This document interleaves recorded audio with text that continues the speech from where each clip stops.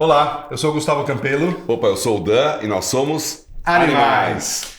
Pessoal, muito obrigado pela audiência de vocês. Vamos começar mais um episódio do Animais Podcast. E hoje a gente está aqui com uma pessoa que jura de pé junto que não é neta nem sobrinha do Tarantino, mas ela chama Celina Tarantino. Ela é médica veterinária. A gente vai falar sobre técnicas de terapia manual. E ela é formada em 2009 na Unesp de Araçatuba. Depois fez curso de quiropraxia, Kinesium Tape, curso internacional na França de microfisioterapia, também internacional de leitura biológica na Nova Medicina Germânica, não é isso? Isso. Que é um tipo de medicina germânica, é um negócio meio recente, não é, Celina? Na verdade já tem mais de 40 anos, mas a gente pode... Pra mim é recente, desculpa, então ela vai A explicar. gente nunca tinha ouvido falar. Não, eu já tinha ouvido falar, mas pra mim foi uma coisa recente. Também tem curso de internacional de memória da informação celular, ciclos de vida, feito na Bélgica, cura reconectiva, feita nos Estados Unidos, terapia crânio-sacral, também feita nos Estados Unidos, osteopatia, também nos Estados Unidos, Access como que é? Consciousness. Consciousness. É muito chique. Consciousness. Access Consciousness. Contact Care na Nova Zelândia. Também tem um curso de acupuntura na Bélgica que está em andamento, né? Desde 2021 em andamento. Se Deus quiser, ano que vem a gente termina, né? Muito bom. Osteopatia, integrante do time de fisioterapia oficial das Olimpíadas e Paralimpíadas do Rio de Janeiro de 2016, integrante do time de fisioterapia oficial dos Jogos Olímpicos, dos Jogos Equestres, né, nos Estados Unidos, também integrante do time oficial de fisioterapia das Olimpíadas e Paralimpíadas de Tóquio em 2020, que foi em 2021, na verdade, Foi 2021. né? E também integrante do time oficial dos Jogos Equestres de Roma em 2022. Trabalhou na Alemanha por 3 ocasiões, também trabalhou na Stefex. O que é Stefex? É a maior prova de hipismo da Bélgica. Uau! Por 2 anos seguidos, 2018 e 2019. É responsável pela fisioterapia do time Eventim do Japão desde 2018, né? Time de Eventim. E trabalha na Europa, Estados Unidos, Nova Zelândia, ou seja, é uma profissional mundialmente conhecida. Né? Mais um episódio que a gente devia ter vindo de blazer. Mais um episódio que a gente tem de Blaze. Tá ficando muito chique. Cada episódio a gente tá trazendo pessoas mais importantes. É impressionante, né? Impressionante. Muito legal. Celina, muito bem-vinda. Um prazer ter você aqui conosco. Acho que a gente vai ter um papo muito curioso. Muito obrigado pelo convite. É um prazer dividir um pouquinho da minha experiência aqui com vocês. E tem uma coisa aqui que você não colocou no currículo, mas você falou pra gente antes de começar, que você, como que é? Você é uma das 2 pessoas no mundo formada no grau máximo de... Da microfisioterapia Microfisioterapia veterinária. Exatamente. O que é esse grau máximo? São 9 níveis, né? 9 formações que a gente faz e que permite a gente adentrar cada vez mais no corpo do animal. Então, vou começar explicando o que é a microfisioterapia, que acho que poucas pessoas sabem o que é. Tá. Então, é uma técnica onde a gente vai usar uma palpação manual muito sutil para encontrar os traços. O que são esses traços?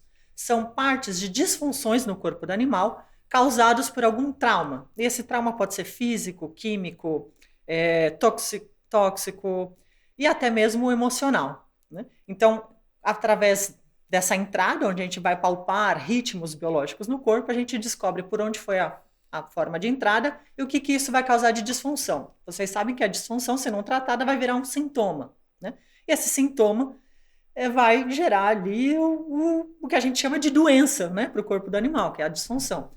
E então a gente consegue achar a porta de entrada e os criadores, através de mapas biológicos, de dissecações, foram encontrando no corpo do animal partes que estão conectadas. Por exemplo, quando o embrião está se desenvolvendo, a gente tem ao mesmo tempo uma parte óssea, que vai dar uma parte da coluna, uma parte muscular, uma víscera, né, se desenvolvendo ao mesmo tempo. Então eles começaram a fazer conexões no corpo e uma vez que essa porta de entrada esteja numa parte dessa via, né, que pode ser a parte óssea, a parte muscular, a parte visceral, ela pode gerar um sintoma em qualquer parte dessa via. E aí esse sintoma vai expressar para a gente uma doença. Então a gente vai com micropalpações, uma palpação bem suave, encontrar essa porta de entrada e tentar informar o organismo que por ali entrou um problema. E aí deixar o organismo resolver. Porque você vai palpando e você acha a lesão. Exato. Mesmo que essa lesão não for física, for, vamos supor, Não, com certeza vai ser física. Mas ela pode um trauma que eu digo mecânico. Isso, porque até mesmo os traumas emocionais, né, já que eu falei em traumas emocionais, eles vão gerar alterações hormonais no corpo, que essas alterações hormonais, ele vai para se preparar para um ataque, se preparar para uma luta, para uma fuga, ou uma situação de medo, geram alterações hormonais que podem vir a causar uma disfunção corporal. Então a gente sempre acha no físico do animal, né? Não é nada... por isso que a gente faz micropalpações nos ritmos biológicos dos animais. Então a micro, ela não vai ser terapêutica, ela vai ser para achar o problema. Eu acho o problema via corpo. Ajudar a curar também. Exatamente. Uma vez que eu achei esse problema via corpo, a gente vai indicar esse animal que ele já não está mais passando por aquele problema e ele vai se autocurar ou não. Então a gente dá mostra para o corpo aonde ele tem que agir. Né? O nosso corpo ele é autocurável. Né? A gente sabe isso porque na natureza lá se tem uma girafa, por exemplo, que sofreu uma fratura de um dos membros. Na natureza, a tendência é formar um calo ósseo. Não precisa nenhum veterinário ir lá e imobilizar aquele membro, né, e fazer alguma coisa. Mas pode ficar torto. Pode ficar torto, mas a tendência é sempre tentar voltar ao original, né, formando um calo ósseo e reconstituir. Se uma zebra foi mordida por um leão, se a gente não fizer nada naquela ferida, a tendência é fazer uma cicatriz, né, mesmo sem dar lá um antibiótico para a zebra. Ou morrer. Pode morrer, mas né, a maioria das vezes a tendência é voltar para uma homeostase, é um equilíbrio do corpo. Né? E aí o que acontece é que a gente faz uma limpeza naquele local, entre aspas, a gente informa o corpo onde ele tem que agir, onde ele tem que procurar essa forma de entrada. Você faz o próprio corpo... O próprio corpo trabalhar naquele local. Com toques bem sutis. Com micropalpações. Porque o que a gente palpa vão ser ritmos do corpo. Como a gente tem ritmos, por exemplo, cardíaco, que é fácil da gente ver, né? Se a gente colocar a mão na veia, na artéria, a gente vai sentir. Se a gente colocar a mão nos pulmões, a gente vai sentir o ritmo respiratório. A gente é treinado para palpar ritmos menores no corpo. Né? E a gente acha disfunções nesse ritmo. E quais são esses ritmos menores? Cada víscera, cada órgão tem um ritmo. Né? Então a gente tem ritmos musculares, diferentes de palpações ósseas, diferentes de palpações viscerais. Depende em que camada do corpo que eu tô, cada um tem um ritmo biológico. Então são muitos ritmos. São 3 grandes ritmos. Vamos lá. A gente pode dar para exemplificar? São 3 grandes ritmos. Que 3 grandes são? Isso.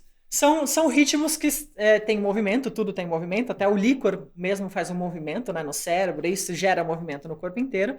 E esses micromovimentos a gente está treinado para palpar. Então, se você colocar a mão em origem e inserção muscular, você vai ver que a musculatura tem um ritmo no sentido da fibra muscular, de, por exemplo, alongar e diminuir, no sentido da fibra.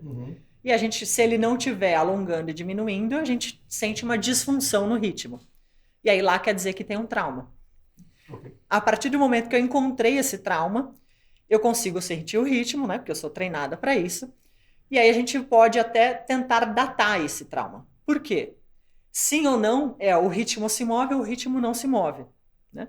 Então, a partir dele, eu vou contando, né? Eu não falo com os animais, mas eu vou contando quanto tempo isso aconteceu. Né? Dias, meses, anos, eu preciso ir questionando o corpo se o ritmo volta ao normal, se o ritmo para totalmente. E aí isso eu vou tendo respostas do organismo e a gente chega até a datas precisas de quando que entrou esse trauma. E assim, a gente fala muito de trauma, né? Mas pensando até no lado emocional, mas pode ser uma comida, né? Um tóxico, alguma coisa, um produto de limpeza que não fez bem esse animal. Como que você aguentou? O cachorro tem um problema lá, que aconteceu ano passado e continua se manifestando. Como que você chega lá? Chega próximo da data ou na data? Primeiro eu vou utilizar mapas. Assim como a acupuntura tem mapas, a gente tem 9 apostilas de mapas para tentar chegar na parte do corpo que isso aconteceu. A partir do momento que eu chego, eu vou pôr as minhas 2 mãos e vou palpar esse ritmo. Se tem movimento ou não tem movimento. E a partir do momento que eu achei a falha no movimento, né, que não está funcionando total, eu vou questionar. Por exemplo, isso aconteceu, essa informação entrou via corpo. Há dias, o negócio continua funcionando. Há mês, opa, travou na minha mão. Significa que ele parou o ritmo, eu acertei a informação. Então isso aconteceu há mês. E aí eu venho o quê? A menos 1 mês, a menos 2 meses, a menos 3... Opa, a menos 3 meses isso parou na minha mão de novo o ritmo.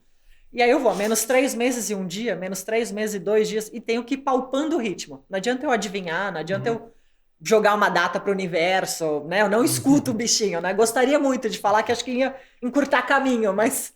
Infelizmente não. Então eu tenho que ir achar o ritmo e ir palpando se ele continua ou não. Parece ser algo extremamente técnico, assim, né? Tem que treinar muito para você Tem que A pessoa treinar. tem essa sensibilidade. Exatamente, tem que treinar e assim, já existem mais de 300 pesquisas, né, falando que funciona, inclusive em 7 pesquisas mundiais de nível A, que é o mais alto grau de nível, tem pesquisa com coelho, com rato, fazendo, inclusive as pesquisas, por exemplo, com rato, eles deixavam o bichinho em estresse absurdo, né, sem privação de sono e tal, claro, gente, proteção aos animais, aí era uma pesquisa, né, precisava fazer isso. E aí fizeram um grupo controle, onde não tocavam nos ratinhos, outro grupo que faziam a microfisioterapia, tirando o trauma, e outro grupo que só fazia massagem. Punha a mão e ficava fazendo massagem pelo mesmo tempo que se fazia a microfisioterapia, para mimetizar, né? E os ratinhos que ganharam a microfisioterapia, além de melhorar esteticamente, né, vamos falar assim, emocionalmente, de comportamento, eles tinham o sangue recolhido e aí iam para análises bioquímicas. E aí diminuiu o fator de necrose tumoral, aumentou a interleucina. Então a gente está falando de fatores inflamatórios, né? Então você diminuiu o estresse do corpo do bicho, você melhorou a vida dele no sentido de menos fator inflamatório, menos fator estressante e diminuição de fatores oxidativos. Então a gente está melhorando a vida como um todo, mas também... A gente trabalha com comportamento, né? Então, se a gente tivesse essa capacidade de se sentir igual você sente, palpando, a gente ia resolver muita coisa, não ia? Ia ajudar muito, né? A gente não pode falar que ia resolver tudo, porque... Não, porque ia resolver que sim, a gente ia saber certinho o que a gente tinha que... onde a gente tinha que trabalhar, e direcionar o nosso Exatamente. trabalho. Né? Ia dar uma direção, com certeza. E assim, né? Todas as técnicas são fabulosas, mas nem todas as técnicas resolvem todos os problemas do mundo, né? Então... que nem eu brinco, tem animais que se dão bem com a acupuntura, tem animais que se dão bem com a microfisioterapia. Eu tenho inúmeros casos, assim, de cães agressivos, por exemplo. Eu já entrei em casa que me trancaram no quarto e falaram que o problema agressivo desse gato é agressão. Né? E aí você tem que resolver ali, trancada no que quarto. Que botaram você e o gato no quarto. Exato, tipo... não, vem aqui, o gatinho tá no quarto. Aí você entra no quarto, ela tranca a porta e fala, então, o problema é que ele é agressivo. E aí você tá lá e tem que usar as ferramentas. E como é que você vai botar a mão num bicho agressivo? Tem que chegar devagar, né? Mas seria bom, então, uma dupla, uma pessoa que trabalha com comportamento e uma pessoa que trabalha com microfisioterapia. Sim. E olha que interessante, muito problema comportamental que a gente pega vem do dono. Não no sentido de que ele pega isso do dono, mas da direção que esse dono dá. Por exemplo, claro. Uma hora o cachorro pode subir no sofá. No minuto seguinte ele não pode.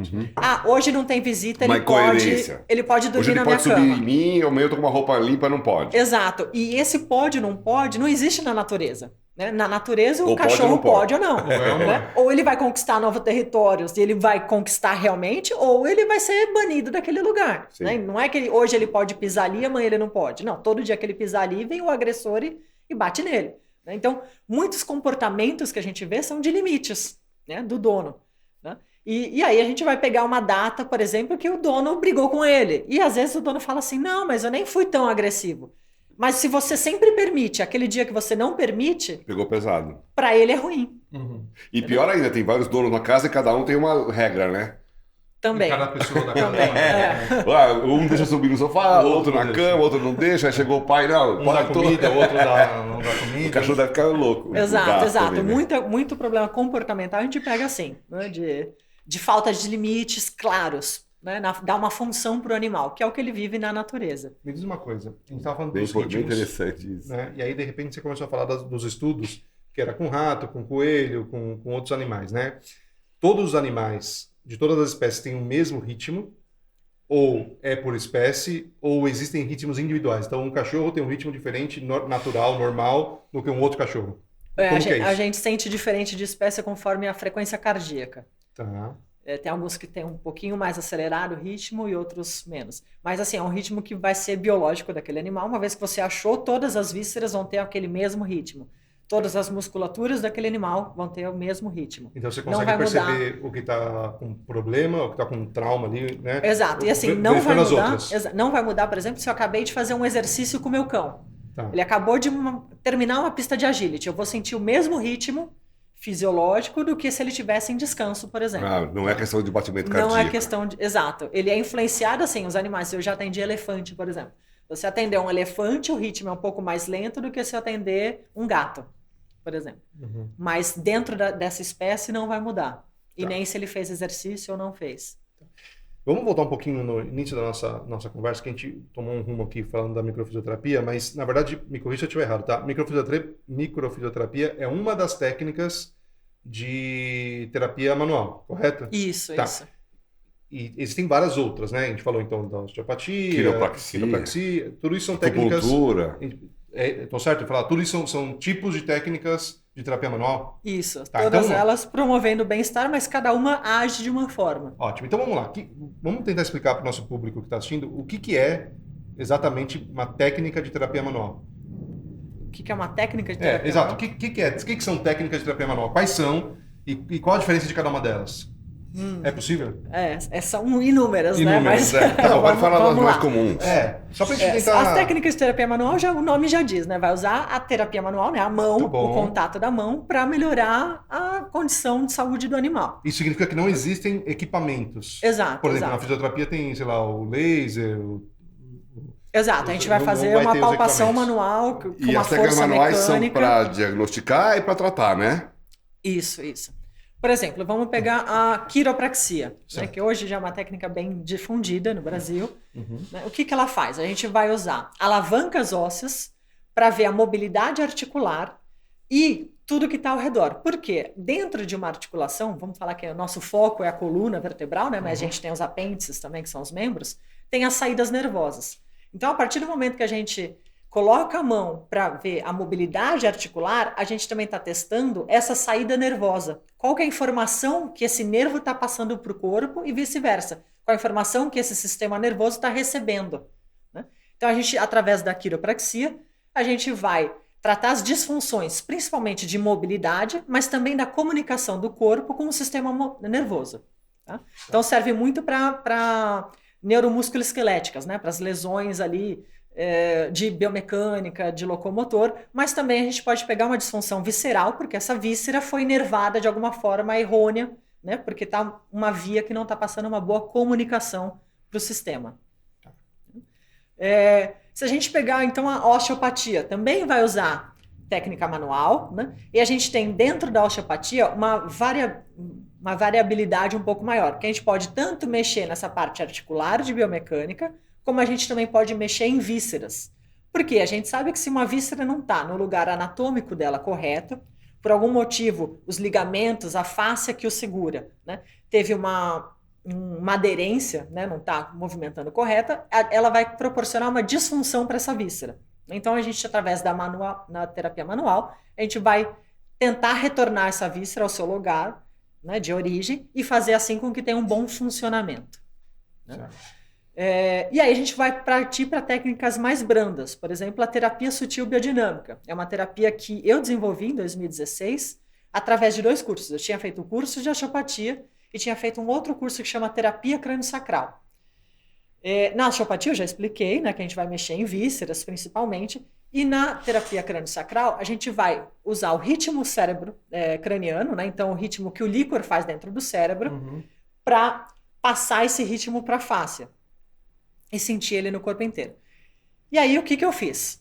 Se a gente consegue manipular uma víscera com a mão, e se eu consigo sentir esse ritmo craniano do líquor se movimentando em todo o corpo, eu consigo, com a força que eu uso para sentir esse líquor, que é uma força muito pequena, né, de 5 gramas, sentir e voltar a face de uma víscera. Então, eu uni as duas, e aí desenvolvi uma terapia onde a gente trabalha as linhas de força miofaciais, que são as ligações que a gente tem biomecânicas no corpo, são as linhas compostas, né, de fáscia e de músculo, que tem um único vetor de força, que, por exemplo, explica por que um dedão do posterior, lá do pé, está ligado à língua. Então, uma má deglutição, às vezes, pode ligar a uma má posição do pé. Ou um animal que não mamou direito, por que a biomecânica dele está interferindo. Né? A gente tem linhas no corpo inteiro, tem linha dorsal, linha ventral, tem parte que passa pelas vísceras. Por que às vezes uma posição da ATM, da cabeça do animal, porque ele vai buscar ficar com os olhos no mesmo local, pode interferir na biomecânica, por exemplo, da pelve. Ele mudar a pelve. Né? Então, a gente tem linhas conectando o corpo inteiro, compostas por face e por músculo, e que, através desse toque sutil, a gente consegue corrigir, tirando restrições faciais que vão desenvolver né? Dar forma de novo e o movimento. Qual o nome que você chamou para essa terapia? Terapia? Terapia sutil biodinâmica. Foi você que desenvolveu? Eu que desenvolvi, exatamente. E hoje já tem outras pessoas utilizando? Tem mais de 100 alunos formados, né? Eu desenvolvi em 2016. Em 2016 eu estava rodando o mundo. Eu tinha feito os cursos nos Estados Unidos e depois eu fui rodar o mundo. E aí eu fui rodar o mundo através, porque eu tinha trabalhado nas Olimpíadas, né? Como fisioterapeuta. E aí eu comecei a mandar e-mail e a ligar para as pessoas, né? Olha, estou rodando o mundo, gostaria se você tivesse um animal para eu tratar, o que você acha e tal. E aí eu rodei 33 países, né, na verdade, trabalhando com as técnicas. Então foi muito fácil de eu difundir ela, porque eu comecei a testar e o N de animais era muito grande. Por exemplo, um dos países que eu fui foi a Nova Zelândia. Na Nova Zelândia, em 48 dias, eu tratei 169 animais diferentes. Então é um número de animais gigantesco e comecei a difundir a técnica. E aí depois, em 2018, eu voltei, finalzinho de 2018, eu voltei para o Brasil e comecei a dar aula disso. Hoje tem mais de 100 alunos formados aqui no Brasil. Mas essa técnica é o meu carro-chefe, por exemplo, em grandes competições. Olimpíadas, Campeonato Mundial. Isso pode servir também para os pequenos animais no agility, por exemplo. Você quer melhorar a biomecânica, né? Você quer facilitar o movimento, você quer melhorar a expressão dele de proprioceptiva. Essa, para mim, seria a técnica de eleição para isso. E quanto tempo demora uma sessão dessas no animal, em média? Em torno de 40 minutos a 1 hora no máximo. Mas, normalmente, 40 minutos já dá para ter uma boa diferença. Isso é feito antes da competição? Antes da competição. Ou depois com uma forma terapêutica? Sim, se ele ficou com alguma inflamação da competição, se ele teve alguma lesão durante, a gente pode fazer depois, né, para recuperar e aí depois de forma preventiva. E você acaba diagnosticando lesões, certo? Com certeza. Você acha que funciona tipo uma ressonância? Você está num lugar que não tem esse equipamento. Você chega lá, você consegue falar, você está com problema lombo-sacral, sei lá. Eu consigo falar onde tem restrição, sim. Eu acho que a ressonância é assim, falar que eu sou Deus, né? Mas... Não, mas a ressonância aí eu posso cobrar muito mais e ficar milionária. Você tem um problema L1, L2, sei lá, né? Não, eu falo exatamente onde tem a lesão. Se estiver num lugar que não tem um aparelho de ressonância, você vai chegar na mesma... Bem próximo, né? Bem próximo, e inclusive a gente fala assim, olha, eu preciso de mais exames nessa região, né? Você tira ali do corpo inteiro do animal, você tira o que é compensações no corpo, vai para a lesão primária e fala, olha, eu gostaria de um exame, vamos começar de forma mais tranquila, né? De um raio-x, de um ultrassom, ou até mesmo de uma ressonância nessa região, né? Dá para ser bem precisa. Não, acho que até entendo a preocupação do Dan, né? Porque você está num lugar, num campeonato, vai demorar 4 dias. Você fala pro cara, teu problema tá aqui. Sim. Né? Pelo menos você fala assim, é aqui o problema. Vamos tratar aqui. O que a gente não consegue prever é a extensão disso, né? Por exemplo, eu consigo chegar exatamente na área que né? Falar, olha, a gente descarta tudo isso, tá aqui nesse ponto, sei lá, entre L1 e L2, lá no comecinho da lombar. Agora, qual que é a extensão disso? E aí eu preciso ter um feedback, por exemplo, eu vou fazer a sessão e vamos falar, deu resultado, não deu? Olha... Sim, mas como você tem várias técnicas, você pode usar de outras técnicas também, né? Com a microfisioterapia você chegou ali, né? E depois você pode usar acupuntura, quiropraxia, sei lá, outras coisas para aliviar, né? Sim, a gente vai aliviar, mas eu não consigo falar a extensão da lesão, por exemplo. Eu não consigo falar se tem uma doença de disco ali, intervertebral, por exemplo. Eu consigo falar que tem uma restrição de mobilidade, tem uma restrição de função. Bem no lugar. E aonde que naquela articulação, por exemplo. Nisso que a gente falou, então, a acupuntura, por exemplo, ela não entra na técnica manual porque usa um equipamento que é a agulha, ou não? Ou é considerada técnica manual? Ela é considerada técnica manual. Tá, então nós temos... Até porque a gente poderia fazer uma acupressão, né? Utilizar a pressão do dedo nos pontos de acupuntura. Tá bom. Então a gente tem osteopatia, microfisioterapia, quiropraxia, acupuntura e terapia sutil. A sutil biodinâmica, né? Isso. Sutil biodinâmica. São 5 técnicas manuais que existem? Não, existe muito mais. Eu trabalho com elas. Você trabalha com elas. Agora, me fala se eu estiver errado, tá? Porque assim, a maioria das pessoas que eu conheço, pelo menos, ou fisioterapeuta e estudou a vida inteira para ser um bom fisioterapeuta, ou é osteopata e estuda a vida inteira para ser isso, ou acupunturista, enfim. E você foi lá e deu um chute nessas pessoas e resolveu fazer tudo de uma vez, né? Por falta de ter gente especializada na veterinária. Certo. Na verdade, assim, o que eu sou especialista? No corpo. Eu sei anatomia muito bem, aonde que está origem e inserção muscular, quais são, o que eu estudo muito, quais são todas as ligações de fáscia no corpo, quais são todos os ligamentos que seguram um fígado no lugar, quais são as musculaturas que passam ao redor desse fígado, quais são as outras estruturas que conectam. Na verdade, eu tenho que saber muito bem anatomia e fisiologia. Né?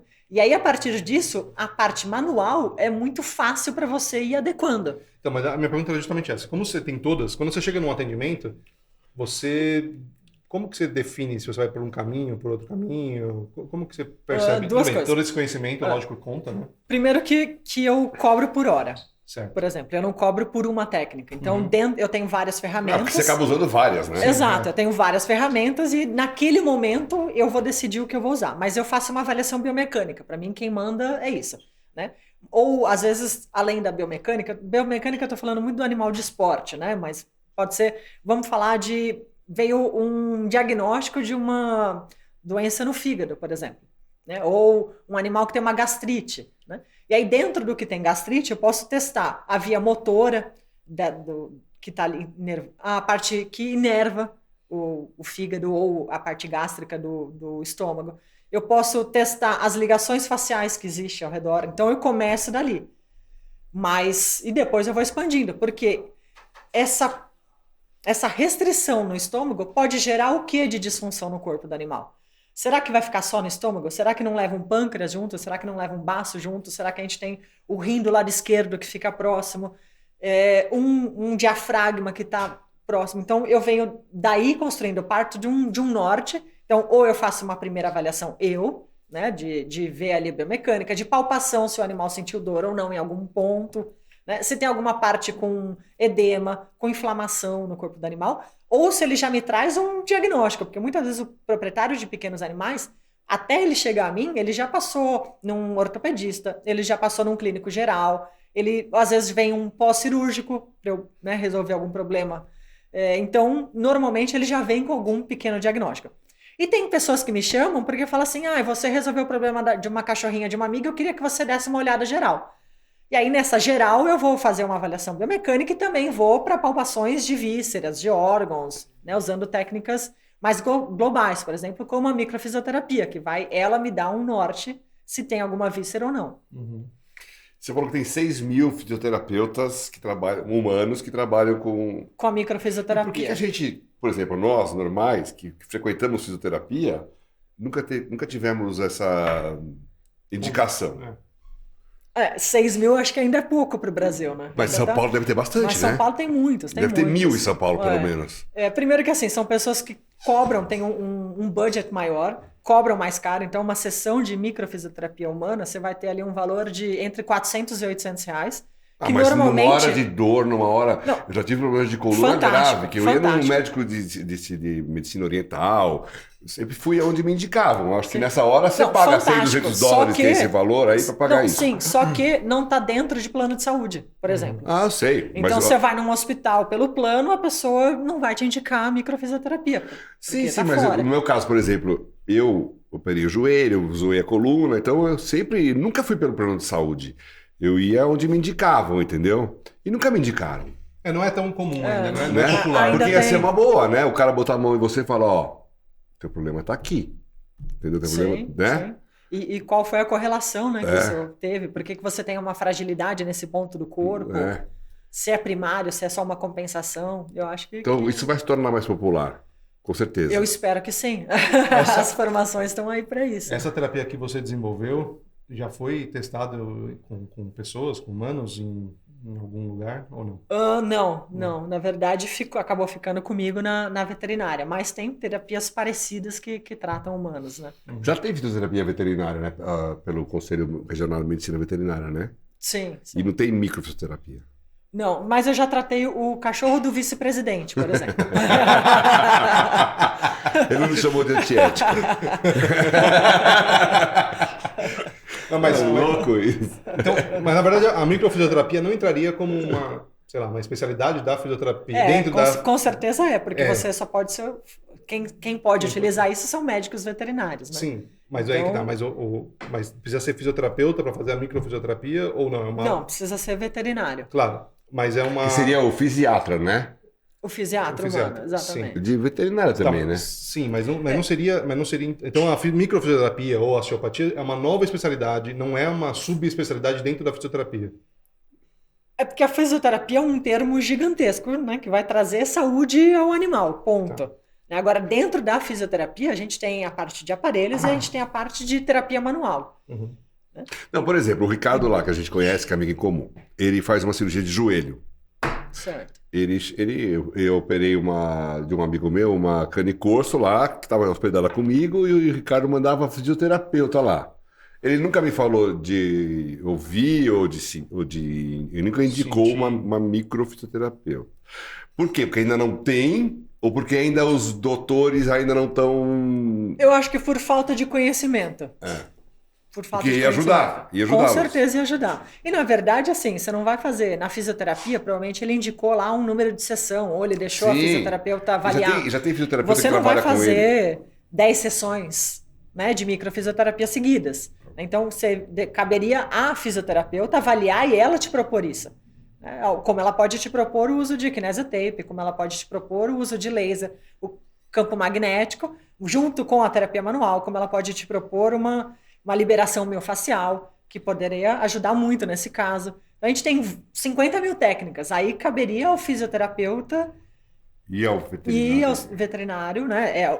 E ao veterinário não, porque o fisioterapeuta é veterinário. E ao né? ortopedista. Mas avaliar isso. Cirurgião, né? E sugerir, na verdade. Mas ainda existem pouquíssimas pessoas. A gente está falando de 6 mil microfisioterapeutas humanos para 30 veterinários formados e, vou te falar, no Brasil, e que 11 atuam com a técnica.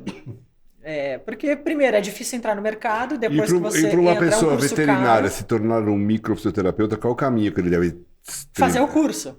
Aí teria que Ele procurar não precisa fazer fisioterapia, ele tem que fazer já direto o curso, sim, da microfisioterapia. Tá, então você estava falando, desculpa, do curso ser um valor alto, da dificuldade de entrar no mercado, por isso tem poucos, é isso? Por isso que tem poucos, sim. E pouco a gente sabe que existe isso. Exato. Eu sou veterinário e eu ouvi falar de microfisioterapia e nem achava que era uma coisa tão importante assim, entendeu? Não, e tem casos, doença de pele. Gente, para mim não existe dermatite atópica. Né? A gente tem que procurar qual foi ali a via de entrada, que trauma esse animal passou quando ele estava comendo. Né? Porque só pode ser isso. Na natureza... Mas o caso do animal tem uma alergia a uma proteína, sei lá. Como é que Ele nasceu com isso? A maioria eu não sei, não. eu tô te perguntando. A maioria não. A maioria não. Você vê, ele comia ração até os 8 meses de idade e de repente... Então explica isso pra gente que a gente tá perdido. Então, a gente pode falar até da minha cachorra, que né, tem a tal da dermatite atópica, né? Então, ela começou a desenvolver o problema com uns 8 meses de idade. Até então, olha, chutei certo, hein? Falei Você falou 8 meses, é isso mesmo. Então, aparentemente não tinha nenhum problema e com 8 meses começou a desenvolver. E aí, eu te chamaria, é isso, para fazer uma consulta. O que acontece, assim, o animal, quando ele sofre algum trauma, né, quando ele passa algum medo, ele vai entrar num modo ali de alto cortisol, ele vai se preparar para matar ou morrer, luta ou fuga. Né? Ele precisa fugir daquele perigo, certo? Só que quando ele está passando por esse perigo, ele vai gravar tudo o que acontece no ambiente, inclusive os componentes da ração. Né? Então, se tinha homem ou mulher no local, se alguém gritou, qual foi o grito, se ele apanhou, se o tapa veio da direita, se veio da esquerda, tudo. Se estava num dia de calor, se estava num dia frio, ele grava tudo que estava no ambiente para se proteger, porque a partir daí ele vai criar um programa de proteção no corpo para toda vez que ele escutar o mesmo grito, tiver o mesmo tempo, por exemplo, se ele comer a mesma ração, o corpo dele vai reagir para ele não passar aquele sofrimento novamente, certo? E aí o que acontece é isso, qual foi o trauma que ele passou enquanto ele estava comendo? Outro animal tentou comer a ração dele? Você tentou pegar a ração dele? O casal brigou, por exemplo, na casa e aqueles gritos para ele foi um medo de perder proteção, de perder um lar, né? Então a gente tem que ver o que ele passou no momento da comida. Por que ele gravou os componentes dessa ração como uma situação de perigo, né? Como um alerta. Você está fazendo esses relatos e eu estou fazendo correlações com o adestramento, né? Então é muito comum, por exemplo, um dono de cachorro comum que vai fazer os primeiros passeios com o cachorro E nesse primeiro ou segundo passeio, teve... Vou contar um caso. Então, um cliente meu, super dedicado, fazia tudo direitinho. Era os primeiros passeios. E justamente num desses primeiros passeios, ele morava perto do Pacaembu, teve jogo, soltou fogos, e o cachorro, travou total. E aí os próximos passeios foram super complicados, porque ele associou o passeio com isso. A mesma coisa acontece, nós tomamos na nossa equipe muito cuidado, quando um adestrador da nossa equipe vai fazer um trabalho, e o dono do cachorro fala assim, olha, é muito difícil para passar o remédio na orelha, para cuidar da otite. Você ajuda a gente? A gente recusa. A gente fala, ó, faz assim, a gente recusa. Por quê? Porque a gente já teve alguns casos do cachorro associar o adestrador com aquela figura do profissional que está segurando o cachorro, que está indo cortar unha, simplesmente cortar unha, e o cachorro é traumatizado. E depois ele associa o profissional com essa sensação ruim, e as próximas sessões nunca são boas, quebra um pouco do vínculo ali, né? Sim. Então é mais ou menos isso que você está falando, né? O cachorro associa todos os estímulos em volta e grava. Exatamente, tudo que aconteceu. E como ali, isso gera uma alergia? Isso, exato. A alergia, na verdade, ela está na derme, né? Então é a camada mais grossa, a camada mais de proteção do corpo, certo? A derme, ela virou essa camada mais espessa do corpo quando os animais eram marinhos e eles saíram da água.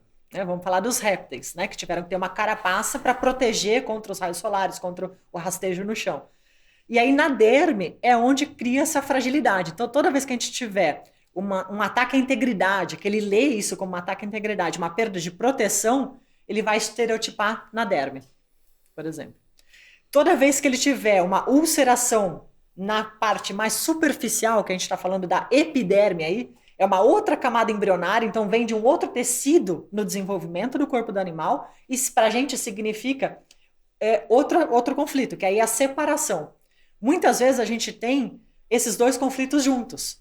O animal quer se separar daquele perigo, junto com uma perda de proteção. E aí dá, né? Tanto com uma ulceração, e ele fica em balanço, que a gente fala, né? Então ele ulcera uma parte, outra parte ele espessa a derme. Ele ulcera uma parte, espessa a derme. Ele fica fazendo ciclos em balanço. Então são dois conflitos pra gente. Um conflito de separação, dele querer se separar daquela agressão, né, que é o que ele entendeu como sendo agressão, e a parte de perda de proteção, onde ele tenta espessar para ele não sentir aquilo lá de novo. Então o dermatologista veterinário deveria ouvir ou usar mais os serviços de uma pessoa que nem você. Poderia fazer junto, em conjunto. Para mim, o melhor tratamento é isso, porque a gente pode controlar, diminuir corticoide, por exemplo, ir tirando aos poucos, entrar com essa terapia, ver como é que ele fica sem. Eu acho que trabalhar em conjunto... Você falou que você consegue chegar no dia e talvez no cerne do problema, né? Isso. Isso ia ajudar muito o dermatologista. Muita. Mas depende também das pessoas da casa, por exemplo. E se essa agressão foi o casal que briga? E se foi no café da manhã, a mãe brigando com a filha... Mas como que o dermatologista vai resolver o problema, se é o problema do casal que briga? Então, aí ele não vai, entendeu? Aí a gente tem que resolver junto quem? O casal. Uhum. Imagina você chegar pro casal e falar, a alergia do seu cachorro, você acha que é da comida, é que vocês ficam brigando. Lembra aquele dia que você brigou? Aí você fala pra ele o dia que brigou, você olha brigou. Só, não coloque as palavras na minha boca. O que acontece é, eu não vou chegar no casal e falar, vocês brigaram. Claro, eu vou falar, uma situação onde ele quer se separar, Uhum. estressante, que pode ter gritos. Normalmente, isso ativa um gatilho que a pessoa na hora fala. Por exemplo, para sair de casa, meus filhos enrolam no café da manhã, meu marido briga, eu brigo, eu berro. E é bem nessa hora porque eu tenho que pôr a comida do cachorro, porque daí eu já vou sair, deixar as crianças no colégio e já vou pro trabalho. Putz, seu cachorro tá comendo todo dia na hora que você tá gritando. Entendi. Entendeu? Então ele vai manter isso sempre, em balanço. Pode ir no dermatologista tem muitos cães que comem de boa, assim. E tem outros que vão reagir de outra forma. É isso. Mas o que vai comer de boa, ele nunca vai desenvolver a dermatite atópica. É igual criança. Uhum. Né? Se eu gritar com dois animais, um pode querer latir pra mim e me enfrentar, e o outro pode se encolher no canto. Esse que se encolhe no canto é o problema. E o outro pode não dar bola nenhuma. Você tá falando com ninguém, ali ele tá interessado em comer. Né? Então, esse que tem o problema que vai desenvolver. O outro, esse conflito, ele não vai ter no corpo dele. Ele vai desenvolver outras coisas. Né? Então, eu vou falar o que foi o conflito. A direção do conflito. Agora, falar, foi você que brigou com o marido, com o filho, com... A gente não pode afirmar. Então vamos falar na prevenção. Você acha que um cachorro que é bem socializado, bem ambientado, na idade que isso é importante, bem jovem, vai desenvolver menos problemas dermatológicos e outros problemas? Sim, com certeza. Ele vai ser mais resiliente? Não é resiliente. Se ele está menos propenso a ler o ambiente como conflituoso, como agressivo, ele tá de boa, ele tá tranquilo. Né? Porque nem existe, por exemplo, eu fazer essa terapia para prevenir. Porque se eu encontro disfunções no corpo, como é que eu vou prevenir isso? Eu não tenho como fazer preventivo. Vamos fazer a cada 6... Não existe, né? Então, esse é um cão, por exemplo, que eu nem preciso atuar. Né? Sim, então quer dizer que é mais um motivo para a gente fazer um trabalho melhor na juventude, na idade bem juvenil. Não, mais um animal. motivo. Sim, a parte do adestramento, a parte de falar com os proprietários, de como educar o cão, de como manter a casa. Conscientizar. Não, porque a gente percebe os problemas comportamentais, né? Que a gente bate muito nessa tecla. Mas agora você está mostrando para a gente que tem problemas de saúde mesmo, que são outros que a gente nem imaginava, nem correlacionava. Né, que são vários problemas. A gente está falando de alergia, mas deve ter vários problemas de saúde. Por exemplo, a gente pega epilepsia. Então. Epilepsia, normalmente, né, a gente chama epilepsia uma crise epileptóide. O que é? Uma releitura do conflito para a gente quando ele está numa fase onde ele baixou o cortisol. Então, normalmente dá quando? Quando o animal está descansado, está deitado à noite, né, quando ele relaxou. Então, por exemplo, vou dar um caso que eu já resolvi. Ele saiu para passear, brigou no trajeto, voltou para casa, o dono achou o quê? Tá tranquilo. Lógico, já resolveu. Resolveu. Não aconteceu nada. 3 dias depois, ele foi fazer o mesmo trajeto com o cachorro. O trajeto foi maravilhoso, não aconteceu nada e o cão, aparentemente, se comportou igual. Ele voltou para casa, ele descansou, epilepsia. Por quê? Ele se preparou para encontrar um conflito no trajeto, ele reconheceu o trajeto, ele se preparou para encontrar um conflito e não teve conflito. A hora que ele relaxa, vem a epilepsia, uma releitura de um conflito que já passou. Né? E esse conflito, o que é? Dele ir para ação, né? Ele foi para briga. Então, o que acontece com a musculatura? Ativa o córtex motor no cérebro. Ele vai estar super ativo. Ele teve uma releitura, mas não no momento onde ele estava agressivo. Onde ele teve o conflito, no momento, a hora que ele descansou. Entendi. Que coisa, né? É complexo isso. Mas a gente está falando de fazer um trabalho conjunto com um dermatologista, por exemplo, mas também poderia ser um trabalho conjunto com todo mundo, com a gente que trabalha com comportamento. Com todas as áreas. Sim, integrativo, com certeza. Seria a melhor abordagem para os animais. Porque, na verdade, você está falando de cães que demonstraram algum sintoma, mas se a gente fizer, nós, né, os donos dos cães, o criador, o treinador, fizer um bom trabalho no começo, muita coisa vai ser evitada no futuro. Sim. Exato. Você vai ter menos do que trabalhar. Vai trabalhar mais com trauma, que você falou, né, de biodinâmica, né? Gente, queira Deus, tem muito trabalho para fazer. Se não for nessa parte, a gente vai trabalhar com Não, mas você vai prevenir muito parte. Problema de saúde na parte comportamental no início. Exato.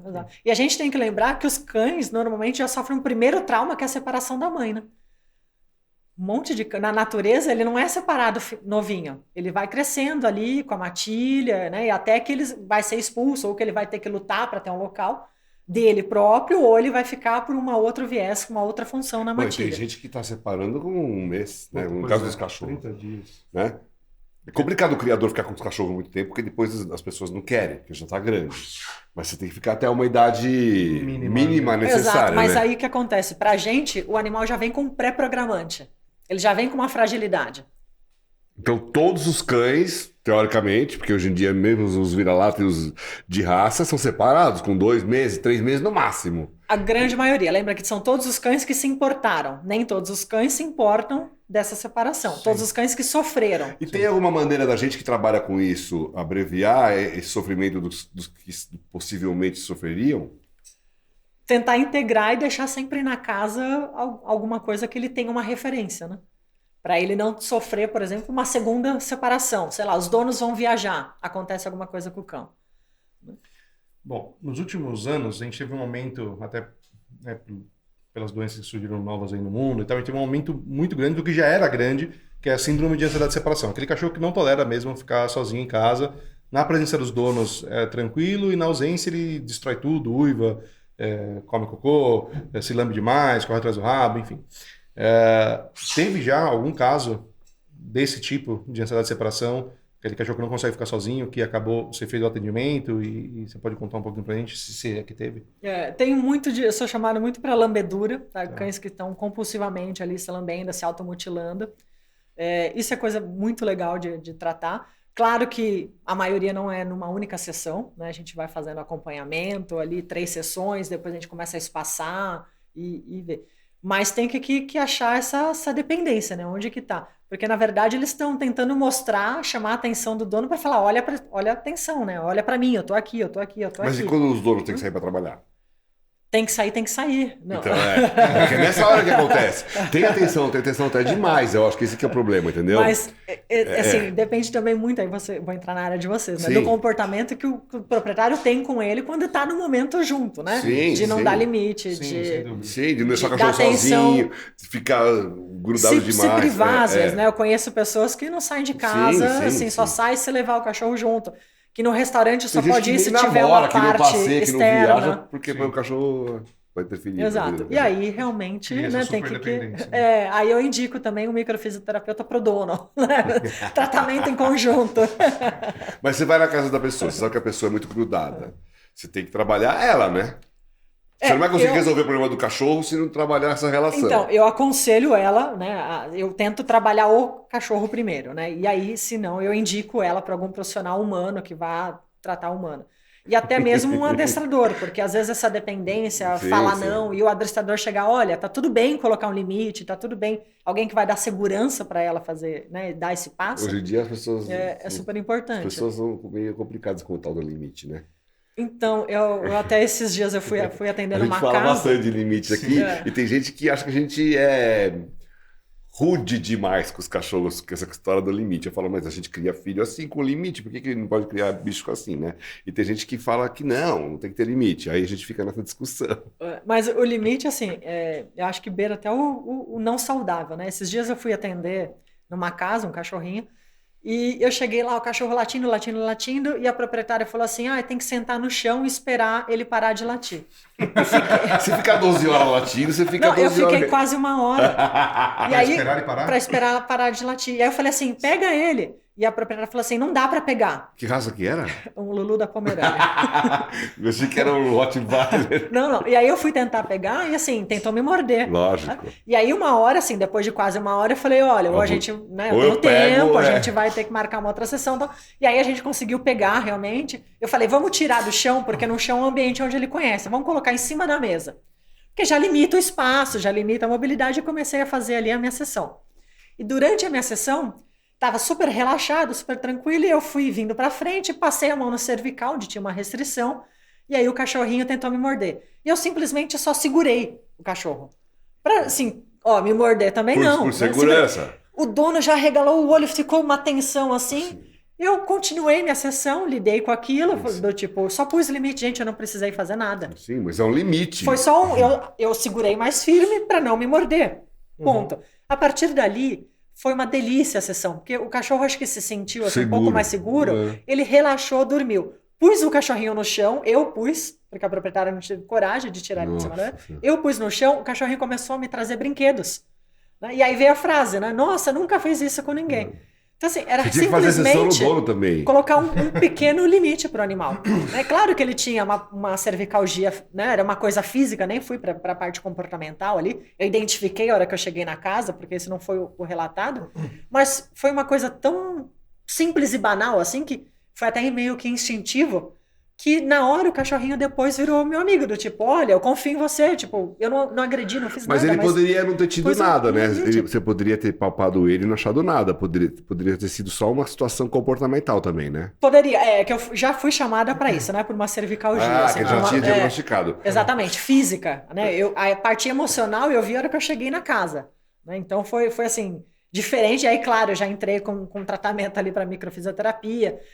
Encontrei algumas datas, até de pessoas que trabalhavam, uma das pessoas que trabalhava na casa que morreu, e aí não sei se essa pessoa que trabalhava na casa, né, que ajudava na casa, às vezes punha um pouquinho mais de limite, mas enfim, foi uma situação assim que precisava de alguém ali para pôr um limite, né, de repente um adestrador, alguém que possa falar para essa pessoa, né, como que ela deve se comportar perante o animalzinho dela. A pessoa vai se adaptando e acha que aquela vida é anormal. E aí eu perguntei, ela falou que sempre que vem convidados na casa, todos eles têm que sentar no chão. Esperar 1 hora para ficar em silêncio. E tava normal, assim, para ela tudo bem. Se você quer vir na minha casa, você vai sentar no chão. Cada vez menos pessoas vão na casa dela, ela não sabe por quê. Meu, que papo legal que a gente tá tendo. Pessoal que tá em casa, se você estiver gostando também, curta, compartilhe, mande um comentário, porque esse é o nosso reforço positivo.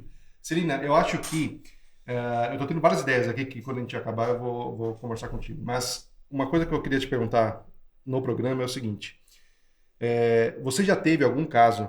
Tem uma briga muito grande entre os adestradores, os comportamentalistas, do tipo, você não pode colocar limite, tem adestrador que fala que não pode olhar duro, olhar firme para o cachorro, ou fazer uma contenção, como essa que você acabou de mencionar que você fez e deu tudo certo. E adestradores, obviamente, infelizmente, no outro oposto, que ainda usam técnicas muito bruscas, que enforcam sem necessidade e que realmente abusam, né?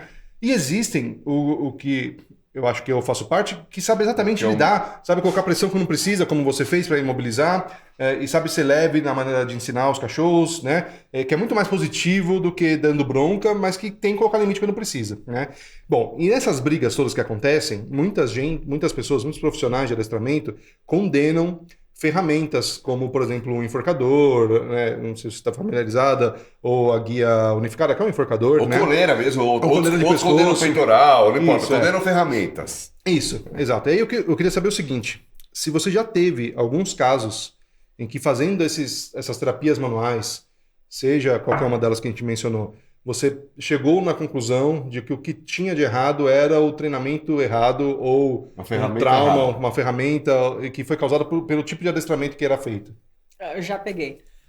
Mas já peguei principalmente com enforcador em primeira cervical, aqui em cima. A gente tem muita saída nervosa, né? Passando ali embaixo da pele. Então, mas de dono ou de treinador? Porque dono é o primeiro que usa errado. Proprietário, isso que eu ia falar. Mas feito por pessoas... o cara deixa. Feito por pessoas não qualificadas. E tem que lembrar que às vezes fazer... Mas, por exemplo, sei lá, o cachorro puxou, dá um tranquinho. Puxou, dá um tranquinho. Puxou. O tranquinho mal feito repetidamente ali, às vezes, fisicamente é pior do que um único tranco bem dado que resolva. Né? Com profissionais eu nunca peguei, né? Mas realmente de proprietários... Bastante. Né? Acho que todas as ferramentas, se forem usadas por muito tempo de uma maneira errada, vão dar algum tipo de lesão. Sim. Exato. Né? E aí eu pego essas lesões, né, físicas, principalmente na primeira cervical, né, onde eles... E você não pega lesão de ombro, lesão de outras lesões? Que talvez possa ser causada até pelo peitoral, por exemplo. Ou qualquer coisa. Pego, mas assim, menos importante. Bem menos importante. E no caso dos cavalos, também tem esse problema com as ferramentas? Muito mais, porque no cavalo a gente tem a sela, né? E a sela tem a ferramenta ainda que vai em cima da sela, que é a pessoa. E no cavalo a gente ainda tem a mão do cavaleiro na boca. Isso que eu ia te falar, tranco. de então, bidão e freio, por exemplo, né? A biomecânica fica completamente alterada quando tem a pecinha que vai em cima, que são os cavaleiros. Né? Mas sempre vai ter, né? Pois é. Estava vendo um jogo de polo outro dia, o cara fazendo, eu falei, nossa, o cara e o cavalo tem que se contorcer ali, né? Então tem que ser uma coisa bem feita, senão o cara vai ter lesão e o cavalo também, né? Esporte não é sinônimo de saúde, sim, esporte né? de alto nível. Alto nível, né? Chegar numa Olimpíadas. Então a gente tem que saber lidar com isso e minimizar o sofrimento do animal, ponto. É o que a gente faz, é tentar devolver a saúde, a função... Você falou esporte de alto nível, né? Mas se a pessoa ou os animais fazem um esporte no nível recreativo, é bom? Ou você acha que mesmo assim pode ser uma coisa... Não, eu acho fantástico, porque na verdade estar vivo é um risco. Porque né? tem muita então também... que ele esteja vivo e fazendo algum exercício. Tem, como é que fala? Linhas aí próximas ao abolicionismo, que falam que o cachorro não pediu para estar lá, então ele não tem que estar lá. Por exemplo, num agente recreativo. Ou mesmo no hipismo, ou o cara que vai correr com o cachorro. Fazer um canicross. Então, mas para mim eu acho fantástico. Claro que você não vai do dia para noite fazer uma prova de sei lá quantos quilômetros que o animal... Lógico. Agora, ir condicionando o bicho é fantástico. A gente está dando uma função. Hoje em dia, o que eu mais pego de alterações comportamentais e até mesmo de lesão é porque o animal não tem função. Né, o que ele tinha na natureza. Na natureza ele não fica o dia inteiro parado. Não, né? Ele passa o dia inteiro caçando, ele vai farejando. Caçar, ele vai farejar, ele vai procurar água, o alimento, ele vai proteger os demais. Cada um vai ter a sua função na natureza. E a gente tirou, a gente dá comida, dá água, deixou ocioso. Isso para mim é a pior coisa. Deixa preso. Exato. A pior coisa que existe é o animal ocioso, sem função, preso, sem exercício. Então, para mim, precisa ter um exercício. Claro, né, de acordo com as condições do animal. de acordo com a idade, do que ele pode fazer fisicamente, mas precisa ter uma função. Uma atividade, né? Uma atividade. Até dar petisco, assim. Você dá petisco à toa, toda vez que ele dá? Não, faz ele fazer alguma coisa, faz ele merecer aquilo. A comida, exatamente. Se você dá a comida para o cachorro, você pode interagir, fazer ele interagir com você, ou fazer atividades, sei lá, cognitivas ou físicas, através da alimentação que você vai, né? Exato, as pessoas fantástico. ficam lá e dão. Ou deixam o dia inteiro lá ainda por cima. Voltando, a gente estava contando aqueles casos da microfisioterapia, você estava mencionando que não é possível fazer um trabalho preventivo, porque tem que ter acontecido alguma coisa para você atuar, né? Exato. Mas uma vez que aconteceu alguma coisa e você foi lá fazer um atendimento, você comentou que você descobre onde está o problema e envia, com as técnicas manuais, né, uma mensagem para o próprio corpo se reconciliar e Isso, se para adequar. prestar atenção naquela parte do corpo, trazer mais irrigação, trazer mais uma resolução para aquilo. Tá. Então, e que a sessão dura mais ou menos 1 hora, mais ou menos, não é isso? Isso, uns 40 minutos a 1 hora. 40 minutos, 1 hora, tá. Quantas sessões normalmente são necessárias? Ou se numa única sessão já vai fazer com que o corpo perceba que ali tem um problema e já vai começar a tomar as providências ali para resolver? Ou não? Você volta depois de um tempo? Como funciona geralmente? Depende muito. Eu gosto muito de trabalhar com feedback. Tá. Mas assim, para a gente falar que a técnica não funciona, eu costumo pedir 3 sessões. Tá. Se em 3 sessões não mudou nada, realmente não é essa técnica, né? Agora, tem muitos casos, por exemplo, eu trouxe imagens aí de um mastocitoma. Sim, se puder colocar. Que é um tumor, né, feito por células de defesa, né, um mastócito. E numa única sessão, 10 dias depois, resolveu, assim, como se não houvesse ali. E como você chegou nesse... E é justamente uma outra pergunta. Como que é o intervalo entre uma sessão? Você deu 10 dias nesse caso, mas... Não, 10 dias foi a foto que me enviaram, na verdade. Bom. Mas normalmente você espera um feedback, não importa quanto tempo depois. Eu espero um feedback, eu peço ali para me trazer um feedback. E eu marco outra sessão dentro de 45 dias. Às vezes 30 dias, às vezes mais por 45 dias, mas fica em torno disso, de 1 mês a 1 mês e meio. Tá. Por exemplo, aqui na foto, né? No mastocitoma, aqui no ouvido, né? Bem na parte externa, na base da orelha. E a gente chegou que foi uma agressão verbal, né? Porque é uma célula de defesa, então quer se proteger. Por que bem na base da orelha, né? Então, uma agressão verbal, a gente até chegou qual foi a agressão, foi a mãe da tutora, né? E a proprietária, né, a tutora, é uma veterinária. Então, ela me procurou, só que ela já tinha feito um raspado citológico, já tinha levado na onco e já estava marcada uma cirurgia.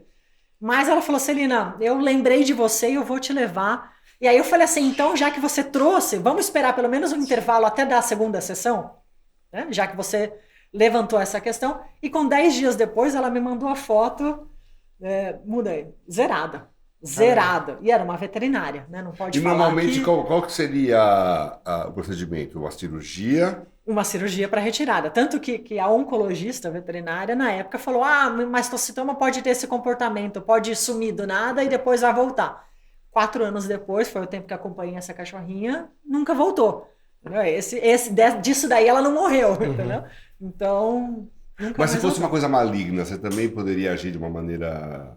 Poderia, claro. É assim, o que depende para mim é a resposta do corpo. Se o corpo responder bem com aquilo, se ele entender que ele não está mais naquele perigo, que ele não precisa mais se proteger daquela agressão... Porque a gente acha que, assim, oncologia, né, os tumores malignos, são coisas que ferrou, né?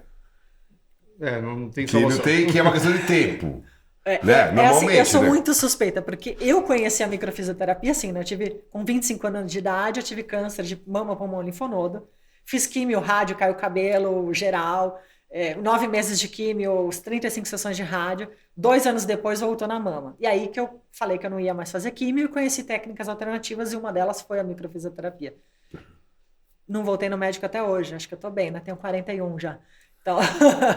Espetacular. Quer dizer que, de uma maneira, se a técnica funciona naquele indivíduo, a microfisioterapia pode resolver problemas oncológicos de tumores malignos. Sim. Se eu conseguir chegar na raiz do problema e se o animal conseguir entender. Porque é o que eu falei, eu passo a informação via corpo.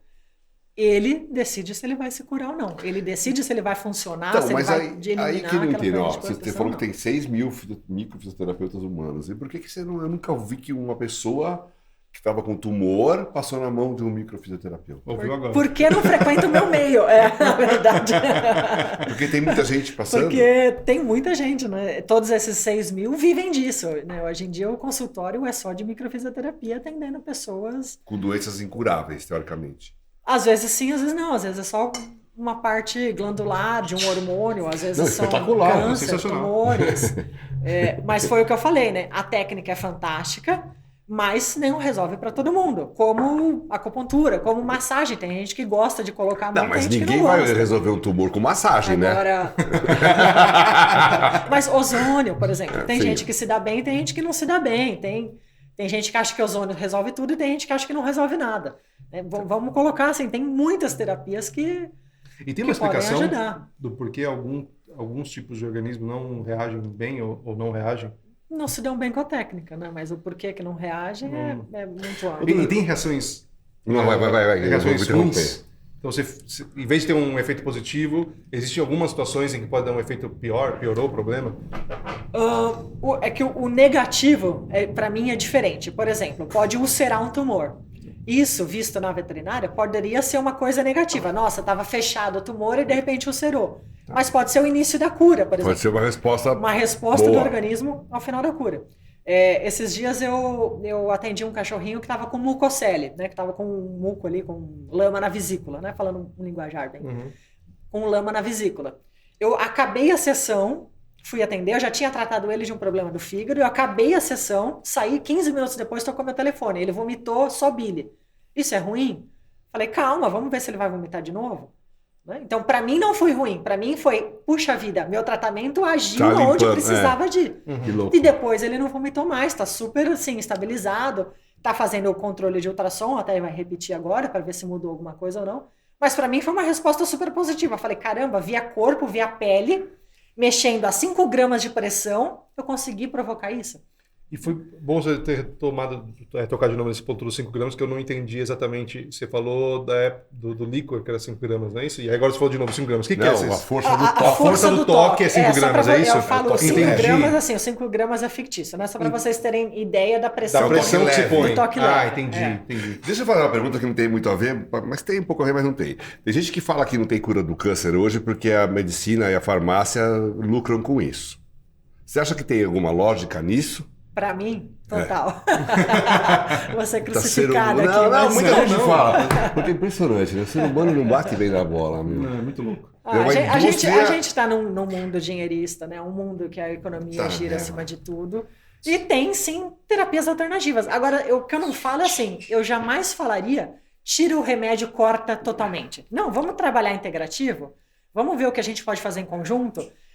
Olha, tá estabilizado, vamos tentar diminuir a dose em vez de cortar de uma vez, né? Eu não sou contra nada. Eu acho que a gente tem que ir ponderando caso a caso e acompanhando o animal, né? Não é que nem eu pedi para essa menina, eu falei, a cachorra tá estabilizada, para essa veterinária do mastocitoma, tá estabilizada, será que ela aguenta 40 dias até a cirurgia? Que era o tempo que eu tinha pedido para uma segunda sessão. A Onco já falava que não aguentava, né? Mas aqui... Entendeu? Assim, mas, pô, ela era veterinária, estava estabilizada, não estava tomando medicação nenhuma para isso, e só tinha marcado a cirurgia, mas nesse intervalo, vamos tentar esperar? Dá para esperar? Ok. Agora, um problema cardíaco, eu não sou louca de falar, olha, vamos tirar o remédio de uma vez. Não. Acho que a gente tem que trabalhar em conjunto, né? Integrar, olhar pro organismo como um todo. Você falou de cardíaco, né? Cardíaco é uma coisa crônica para a vida toda, que o animal vai ter que tomar, né? E já passou pela sua mão algum caso desses que parou de tomar remédio depois e ficou zerado? Já diminuiu. Agora, a gente tem que ver qual que é a idade desse animal e se ele aguenta. Por quê? Normalmente, quando ele está numa deficiência, e quando eu vou tratar, ele acontece uma bradicardia. Então, ele baixa ainda mais. Precisa ver se esse corpo aguenta passar por isso, né, até ele estabilizar. Né? Então, alguns casos mais idosos, eu mexi e falei assim, olha, eu identifiquei um problema cardíaco, a pessoa fala, já está até tomando remédio. E eu falo, nós não vamos mexer nisso, vamos tratar o restante do corpo, vamos ver o que mais que a gente consegue fazer por esse animal, vamos manter ele estabilizado. E tem casos que já diminuiu, mas animais normalmente mais jovens, animais mais idosos eu acho perigoso a gente mexer, porque conforme eu for estabilizando o animal, ele vai tendo tendência a uma bradicardia, e às vezes essa bradicardia é acentuada, ele não dá conta de resolver. Então, a gente tem que ir ponderando também, né? Uma outra questão é o seguinte, você comentou que às vezes você vai fazer o tratamento e você consegue perceber ali há quantos dias ou talvez meses aconteceu o possível trauma ali, né? Mas esse trauma acontece no momento... Então, uma pessoa gritou e o cachorro ficou sensibilizado, tá? Já começa a acontecer o problema nesse momento exato, ou é possível ele tomar um grito hoje e começar a ter um problema daqui 3, 4 ou 5 meses? Depende da percepção do animal. Normalmente, coisas mais agudas entram imediatamente. Mas, por exemplo, eu já atendi cachorro que começou com um problema de pele, né, de separação. A gente achou a problemática de separação. E a data que eu dei foi 1 semana após a data da morte do tutor, que era a avó da menina que me trouxe a cachorro. E nessa 1 semana foi o tempo que ele demorou para entender que ela não voltaria mais para casa, para sentir falta, entendeu? Porque ela ficava transitando entre o hospital e voltava para casa, mas eram períodos curtos. E a data que eu dei de separação, do trauma de separação, deu 1 semana depois. Mas você falando isso, as pessoas não vão querer mais viajar. Mas a gente tem como... A pessoa fala, agora que eu não viajo mais mesmo. E aí? É assim, é uma coisa interessante. Eu tenho 5 cachorros, né? Mas eu tinha um Border Collie, ainda tenho, que toda vez que eu viajava, quando eu voltava, ele ficava com a minha mãe no começo, e quando eu voltava, ele apresentava diarreia. E minha mãe falava assim, ele sabe o dia que você volta, porque você chegar à noite, de manhã ele começa com diarreia. Parece que eu tava cuidando dele tão bem, e aí você chega, eu tenho que dar uma má notícia, sabe? Parece que eu não cuidei bem dele. Sim. Eu juro pra você que começou hoje. E isso era repetidas vezes, né? Mas o que acontecia? Né?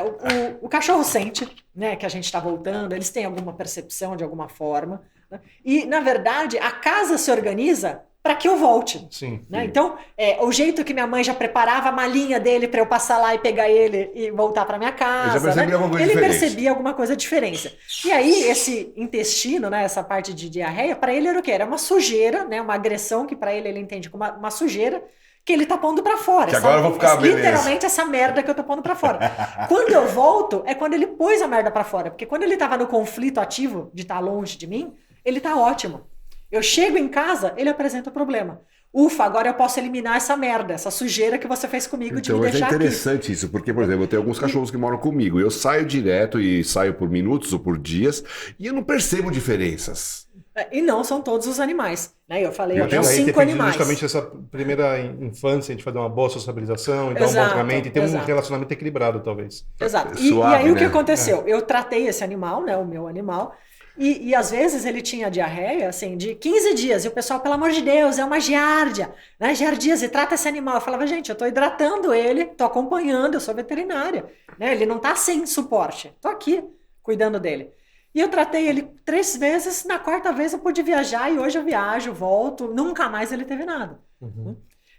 Então, tem que ir tratando, dá, porque ele já apresentou o sintoma, a gente consegue tratar. E aí trata para nas próximas não acontecer. Por quê? Lembra aquela fragilidade, ele foi abandonado da mãe, ele teve uma separação da mãe quando pequeno? Na verdade, o que eu achei de data do meu cachorro não foi a minha viagem, foi lá atrás.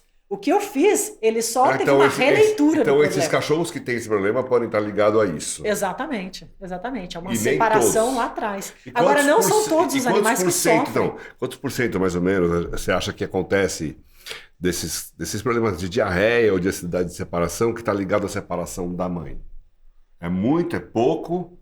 Muito. E principalmente acontece naqueles animais onde o tutor, e eu era uma dessas, que tem remorso, sabe? Quando você fica ali com dor na... Você volta diferente. Você volta com remorso, ele sente energia, né? Assim, ele não tá falando de uma energia no ar, não, tô falando assim, o jeito que você abraça e fala, ai, meu filhinho, desculpa, a mamãe foi viajar. Mas você parou de fazer isso? Não, com certeza, tipo, minha vida precisa trabalhar, né? Amor. Porque ir e vir faz parte da nossa vida, né? Celina, você comentou que pode ser tanto o cachorro ter percebido que o ambiente da casa mudou, já esperando que você fosse voltar, então esses microsinais, que eles são ótimos em perceber mesmo, né, são muito observadores, e também pode ser alguma outra coisa, que a gente não sabe o que é. Que a gente já falou aqui sobre isso. Que ele sabe que o dono está voltando. E aí tem um livro, que eu não sei se você já ouviu falar, que chama Os Cães Sabem Quando os Donos Estão Voltando, que fala muito de cavalo, fala muito de cachorro, de um professor do Canadá chamado Rupert Sheldrake, que ele foi inclusive, conhece? Conheço. Ele foi... puta, sacrificado, né? Saiu da academia, foi expulso da universidade por causa desse livro. E ele falava, a teoria dele lá no livro é que ele fala dos campos mórficos, né? Segundo ele, isso é bem antigo, esse livro acho que é de 2001, então não sei nem se ele já mudou essa ideia, mas nessa época ele falava então nos campos mórficos que é uma ligação invisível, como se fosse um elástico, que existe na relação do cachorro ou do animal com a pessoa, né? Sim. E esse elástico ele se estica, então às vezes ele conta casos lá que a pessoa passou mal no Japão e o cachorro estava nos Estados Unidos e o cachorro sentiu e teve no mesmo dia, no mesmo horário, uma reação, enfim. Você acredita que isso seja possível de alguma forma? Você conhece isso? Conheço muito, assim, tem um outro livro também muito interessante que chama Bioinformação, o elo perdido da medicina. Bioinformação? Bioinformação, o elo perdido da medicina. Uhum. E onde cita várias pesquisas científicas, inclusive tem uma pesquisa que fizeram, onde eles colocaram as gatinhas com sua ninhada, separaram, então eram 3 gatas e 3 ninhadas, separaram, pegaram os filhotinhos e levaram para um submarino, a não sei quantas milhas de distâncias marítimas, e as gatinhas estavam ali na base científica deles em terra. E aí eles foram sacrificando os gatinhos e observavam o comportamento das gatinhas. Uhum. E pareciam, né, que as gatinhas sabiam quem era o filhote de quem. Porque a gatinha que ia ter o seu filhote sacrificado, ela começava a se aninhar ou ter comportamento agressivo perante as outras. Né? Isso demorou dias. Eles ficaram lá no submarino e foram anotando. Então, tem inúmeras pesquisas falando sobre esse elo entre os próprios animais, né, mãe e filhotes, e eles acabam tendo a gente como uma outra fonte de segurança, né, como uma outra maternidade fonte de e paternidade. Exatamente. Outro dia uma moça chegou para mim e falou assim, eu tenho um vira-lata que eu do interior, levei ele 14 quilômetros fora de casa e no dia seguinte ele estava lá. E voltou. E o cachorro não sabe o caminho, porque foi de carro, foi de noite, né? Uhum. E voltou. E não tem cheiro no caminho, porque foi de carro, não foi pela terra. Então essas coisas acontecem mesmo, né? Esse livro tem pra vários mim relatos. Acontece, e uma das coisas que ajuda muito no tratamento, eu peço normalmente para o proprietário falar com o animal. E eu falo, você tem que falar de forma que você acredita que é o real. Por exemplo, olha, eu preciso sair de casa para ir trabalhar, porque senão eu preciso comprar ração, preciso tudo. Eu preciso. E não é ruim isso. Então, não falar de forma chorando ou de forma ruim, porque tem a energia da fala. Não importa muito a palavra que você vai usar nesse caso, que você vai falar, olha, eu preciso sair porque eu preciso pagar a conta, ou eu preciso sair porque eu quero me divertir. Não importa muito, mas a forma como você expressa isso para o animal. Melhor coisa se você a vida inteira não falar nada, né? Mas não, se você já falava alguma coisa, você tem que... Porque, às vezes, eu tô tratando e eu dou uma data de que aconteceu alguma coisa. E a pessoa quer pegar o cachorro e falar, ai, tadinho, meu filho, eu fiz isso com você. Não, você saiu porque você precisou. Você trouxe outro animal para casa porque você achou que fosse melhor. E se esse animal sentiu a presença do outro e ficou ruim com isso, vai ter que aprender a conviver. Então, tentar falar de uma forma assim... sem, sabe, mimimi, porque acho que isso influencia muito. Por exemplo, se você que me passa segurança, se você que é meu tutor, não me passa segurança, por que eu tenho que ter segurança em mim mesmo? Na verdade, não é o teor do que você está falando, é como você está falando. Exato, é a energia que eu falo. Né? Então, passar essa informação, qualquer uma que seja, é sem mimimi, na verdade, sem Celina, emoções. eu trabalho com cães, comecei a treinar cães muito jovem, criança, né? E... quando eu me conecto com o cachorro, quando eu estou numa aula de treinamento com o cachorro, rola uma conexão tão grande que às vezes eu acho que passou 40 minutos e só foi 5 minutos, às vezes eu acho que foi só 5 minutos e parece que foi 1 hora e parece que foi 5. Fica um negócio assim, eu não ouço o que está em volta. Quando eu estava no Agility, por exemplo, que eu competi Agility, o Dan era meu técnico, é uma coisa muito louca, porque estava rolando uma conexão minha com o cachorro e eu apagava tudo que estava em volta. A única coisa que eu conseguia ouvir, que eu me esforçava para ouvir, na verdade, era a voz dele, me falando, puta, faz isso, faz aquilo, não esquece disso, não sei o que e tal. Enfim. E aí, esse final de semana, agora passado, eu fui fazer um curso com o João Pereira, que é um grande treinador de cães, mais de 40 anos. Foi um cara que trouxe, muito antes dos outros, a parte de análise comportamental para o treinamento de cães. E o curso que a gente fez foi de comunicação silenciosa. Um seminário que ele chama de comunicação silenciosa. E ele fala muito disso, que a gente comentou agora, do segundo útero, né? Ele fala, o dono do cachorro, ou o treinador do cachorro, tem que ser o segundo útero para o cachorro.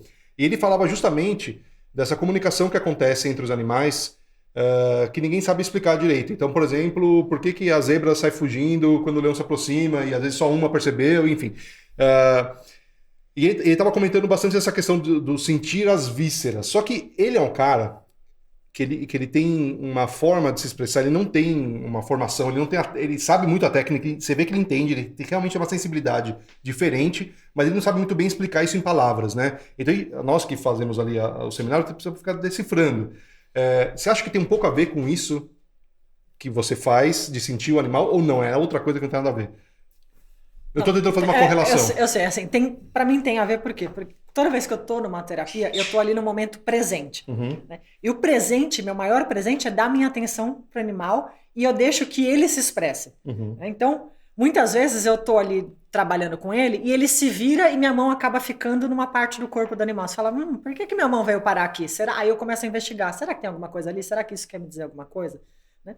Mas é uma comunicação, né?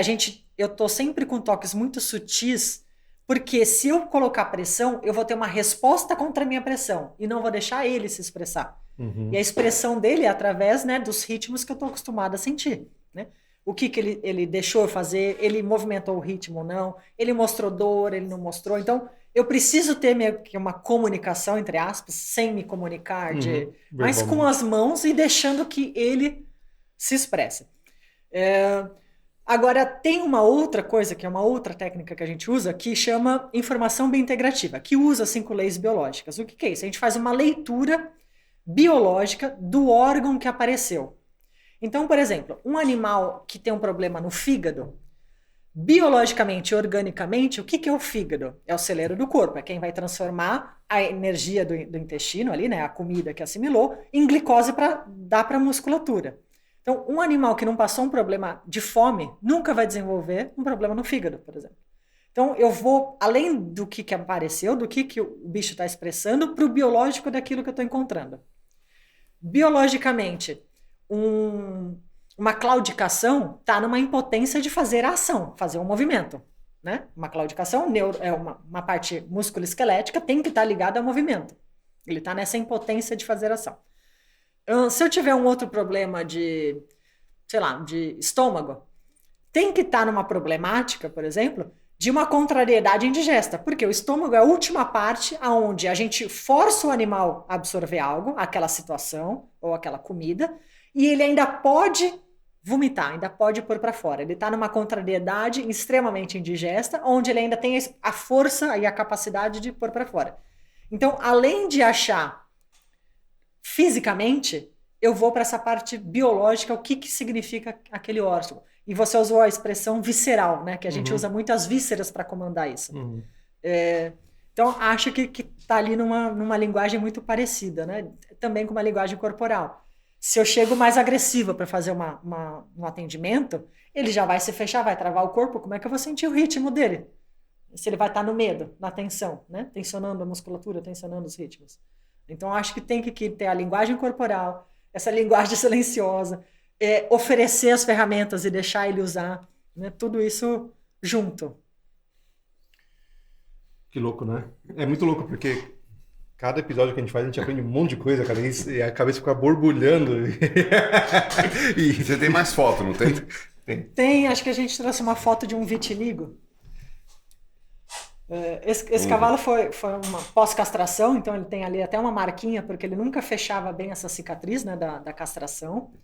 E foi um cavalo que eu fui chamada de uma pessoa, um treinador um pouquinho mais bruto, assim, eu fui chamada para fazer quiropraxia. Então era para mexer na coluna do bicho e tal.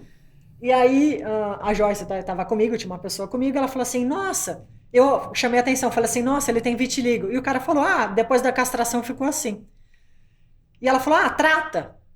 Eu falei, mas como é que eu vou tratar sem falar pro cara e tal? Eu falei, que se dane, eu vou fazer. E aí o que eu fiz? Eu comecei a observar que a despigmentação não era numa área específica onde tinha sido o corte, a incisão cirúrgica. Era numa área maior. O que pode ter sido agressivo? Porque a gente está falando do vitiligo, ele vai acontecer uma despigmentação. A parte que faz essa despigmentação está dentro da derme. Então tem né, ali na célula que está dentro da derme.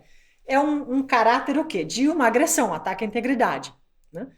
Que teve tão de ataque à integridade numa área tão grande, sendo que a incisão cirúrgica é pequenininha? E eu falei, gente, certeza que foi o campo, né? Então eles limparam toda uma área maior, para poder fazer a cirurgia. E o que eu fiz foi, simplesmente, eu molhei minha mão no coxo da água, com água mesmo, e comecei a passar minha mão por essa região. Então eu mimetizei o que aconteceu. O animal, ele não tem a visão total próxima do corpo dele, então eu molhei minha mão e fui conversando com o bicho. Mas fui conversando só para não fazer um ato ali e o proprietário falar que você tá doida, né? Então eu falei assim, nossa, você fez uma cirurgia. Molhei minha mão, falei, será que o cirurgião começou por esse lado? Porque daí eu saí do campo de visão dele e encostei no corpo. E você sentiu um líquido limpando essa região aqui? E para o animal, biologicamente, ele despigmenta porque é um ataque tão grande que ele quer apagar essa sujeira. Né? Ele quer apagar isso que aconteceu. E comecei a esfregar desse lado. Molhei minha mão no coxo, dei a volta no animal e falei, será que ele também veio desse lado? E molhei porque ele sentiu úmido para ter essa cirurgia, né? Limparam ali. Uhum. E aí eu passei do outro lado e falei, será que ele também veio por aqui, você sentiu? Depois peguei minha unha e passei exatamente em cima da cicatriz. Falei, você sentiu uma dor vindo por aqui e depois por aqui? Será que a anestesia estava certa? Será que você sentiu isso? E comecei a falar, imitar como se eu estivesse ali fazendo. Porque biologicamente para o corpo eu queria mostrar que eu estava fazendo novamente de uma forma não agressiva. Uhum. Ele não sentiu dor comigo. Né? Ele sentiu um geladinho da água, mas depois ele não sentiu dor com a minha unha. Uhum. Ele só sentiu que passou alguma coisa ali, mas não doeu mais.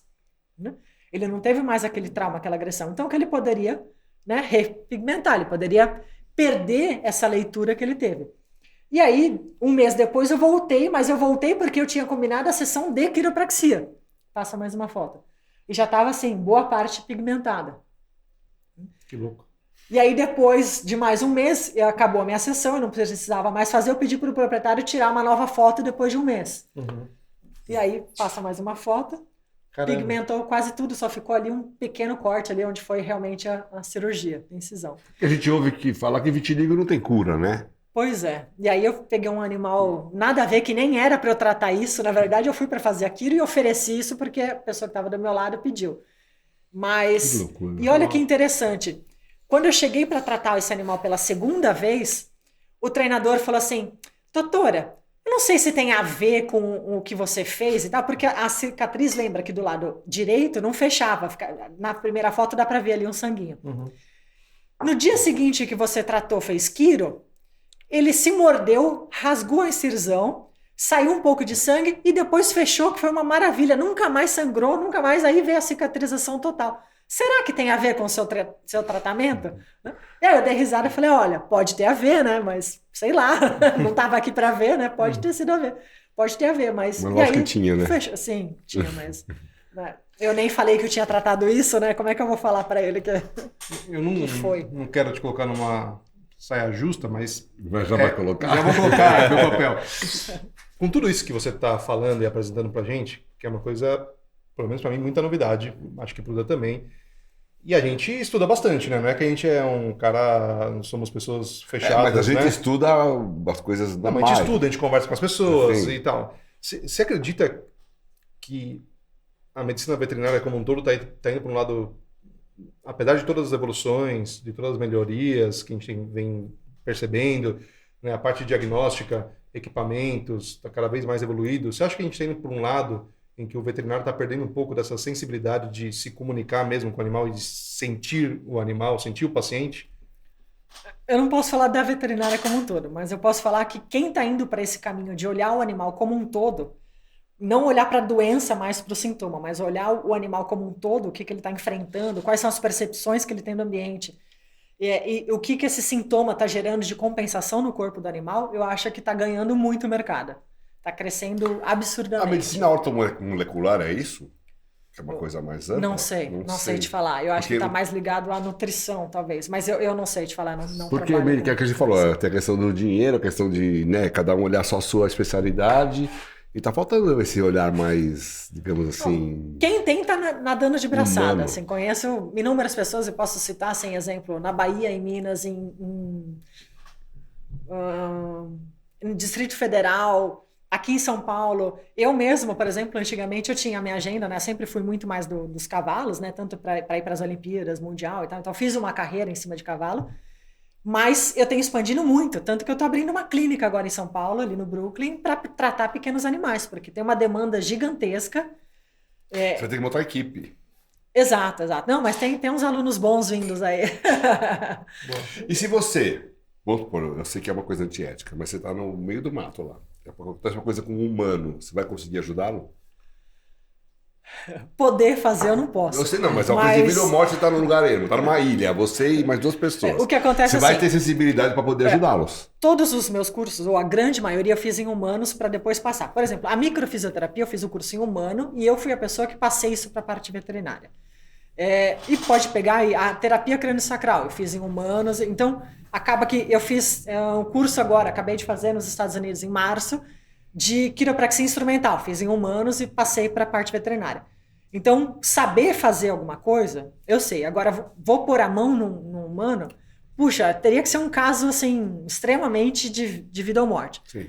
Falar que você nunca fez, puxa, já teve um treinador na prova com dor de estômago e eu dei um ajuste quiroprático. Já teve um outro que eu pus uma kinesiotape porque estava com dor na cervical. Assim, casos que não eram vida ou morte, né, ele poderia, mas eu estava ali e com certeza a minha manipulação não iria causar nenhum mal. O que poderia era não Ter feito bom. não ter feito. Ponto. Tá, agora vamos fazer uma comparação. Os animais não falam e as pessoas falam. Pelo fato de falar ou não falar, muda alguma coisa?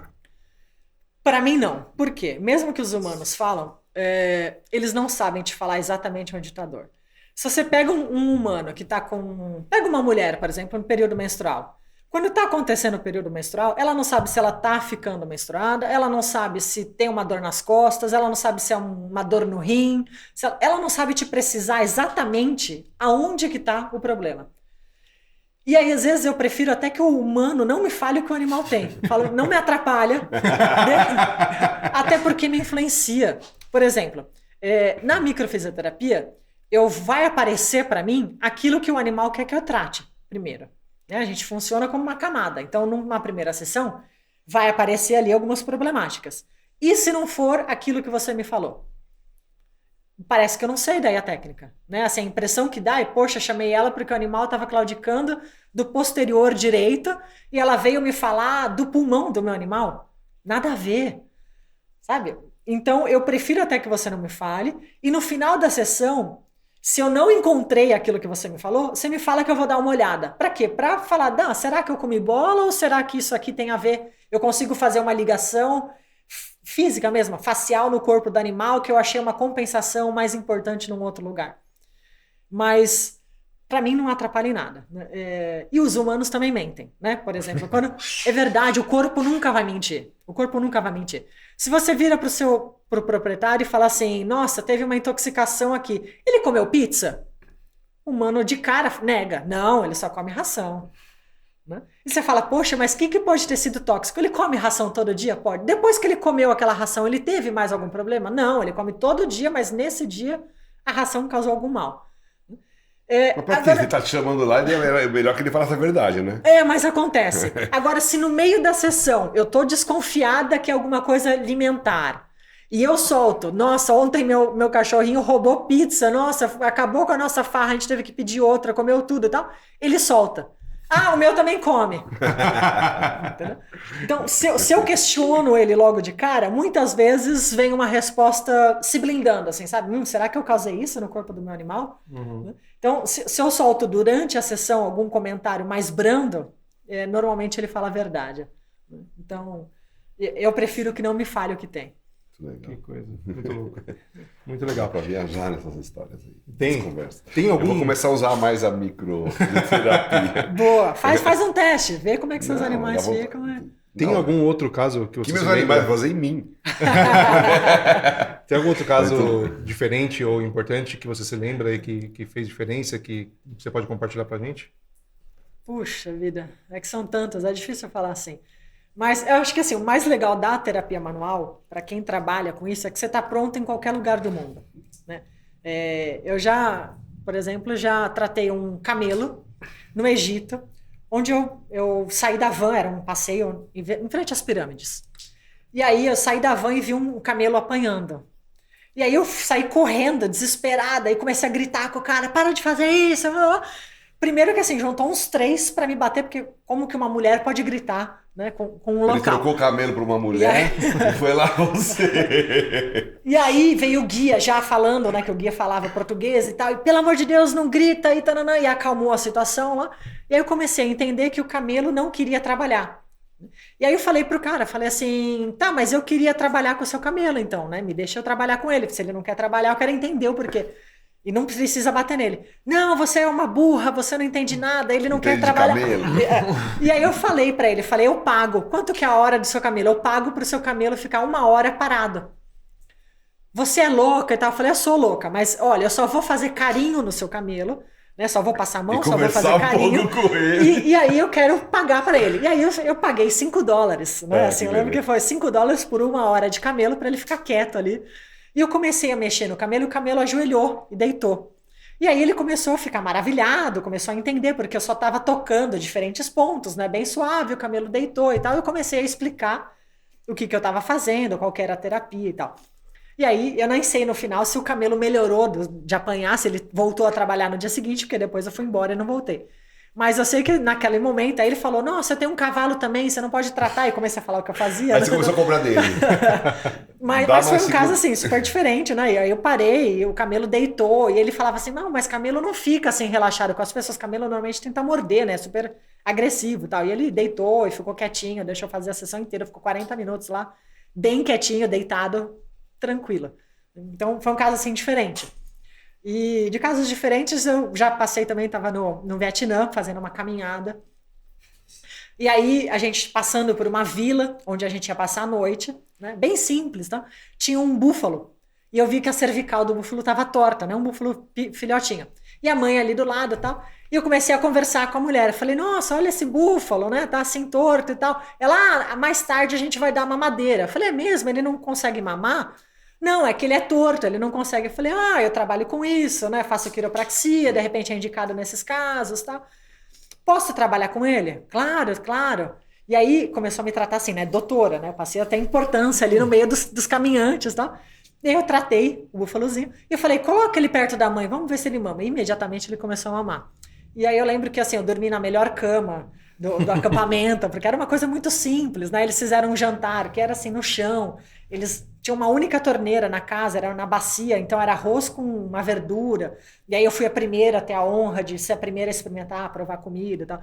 Então eu acho que a terapia manual, assim, ela deixa a gente trabalhar em qualquer lugar do mundo. A gente está pronto ali para poder oferecer ajuda. Você é a ferramenta. Você é a ferramenta, exatamente. Você tá ali à disposição, né? Poderia ter sido um caso, por exemplo, do camelo, nem sei se eu tive sucesso ou não, mas eu tenho certeza que durante aqueles 40 minutos eu proporcionei uma qualidade de vida para ele. Não sei se ele voltou a trabalhar, se ele voltou a trabalhar contente ou não. Eu acho que depois você foi lá e quis fugir. mas com certeza, assim, esse búfalo consertou a vida dele pro resto da vida, entendeu? Assim, então, tem essas maravilhas, né? Eu não tô lembrando, assim, de casos, porque são tantos casos, assim, mas a gente trata muito doença pulmonar, tudo que é crônico, assim, a gente consegue proporcionar qualidade de vida de uma forma geral. Muito legal. E você acha que tem algum tipo de doença ou de situação que nunca funciona, que você fala, não, para esse caso não vale a pena, para esses casos não vale a pena?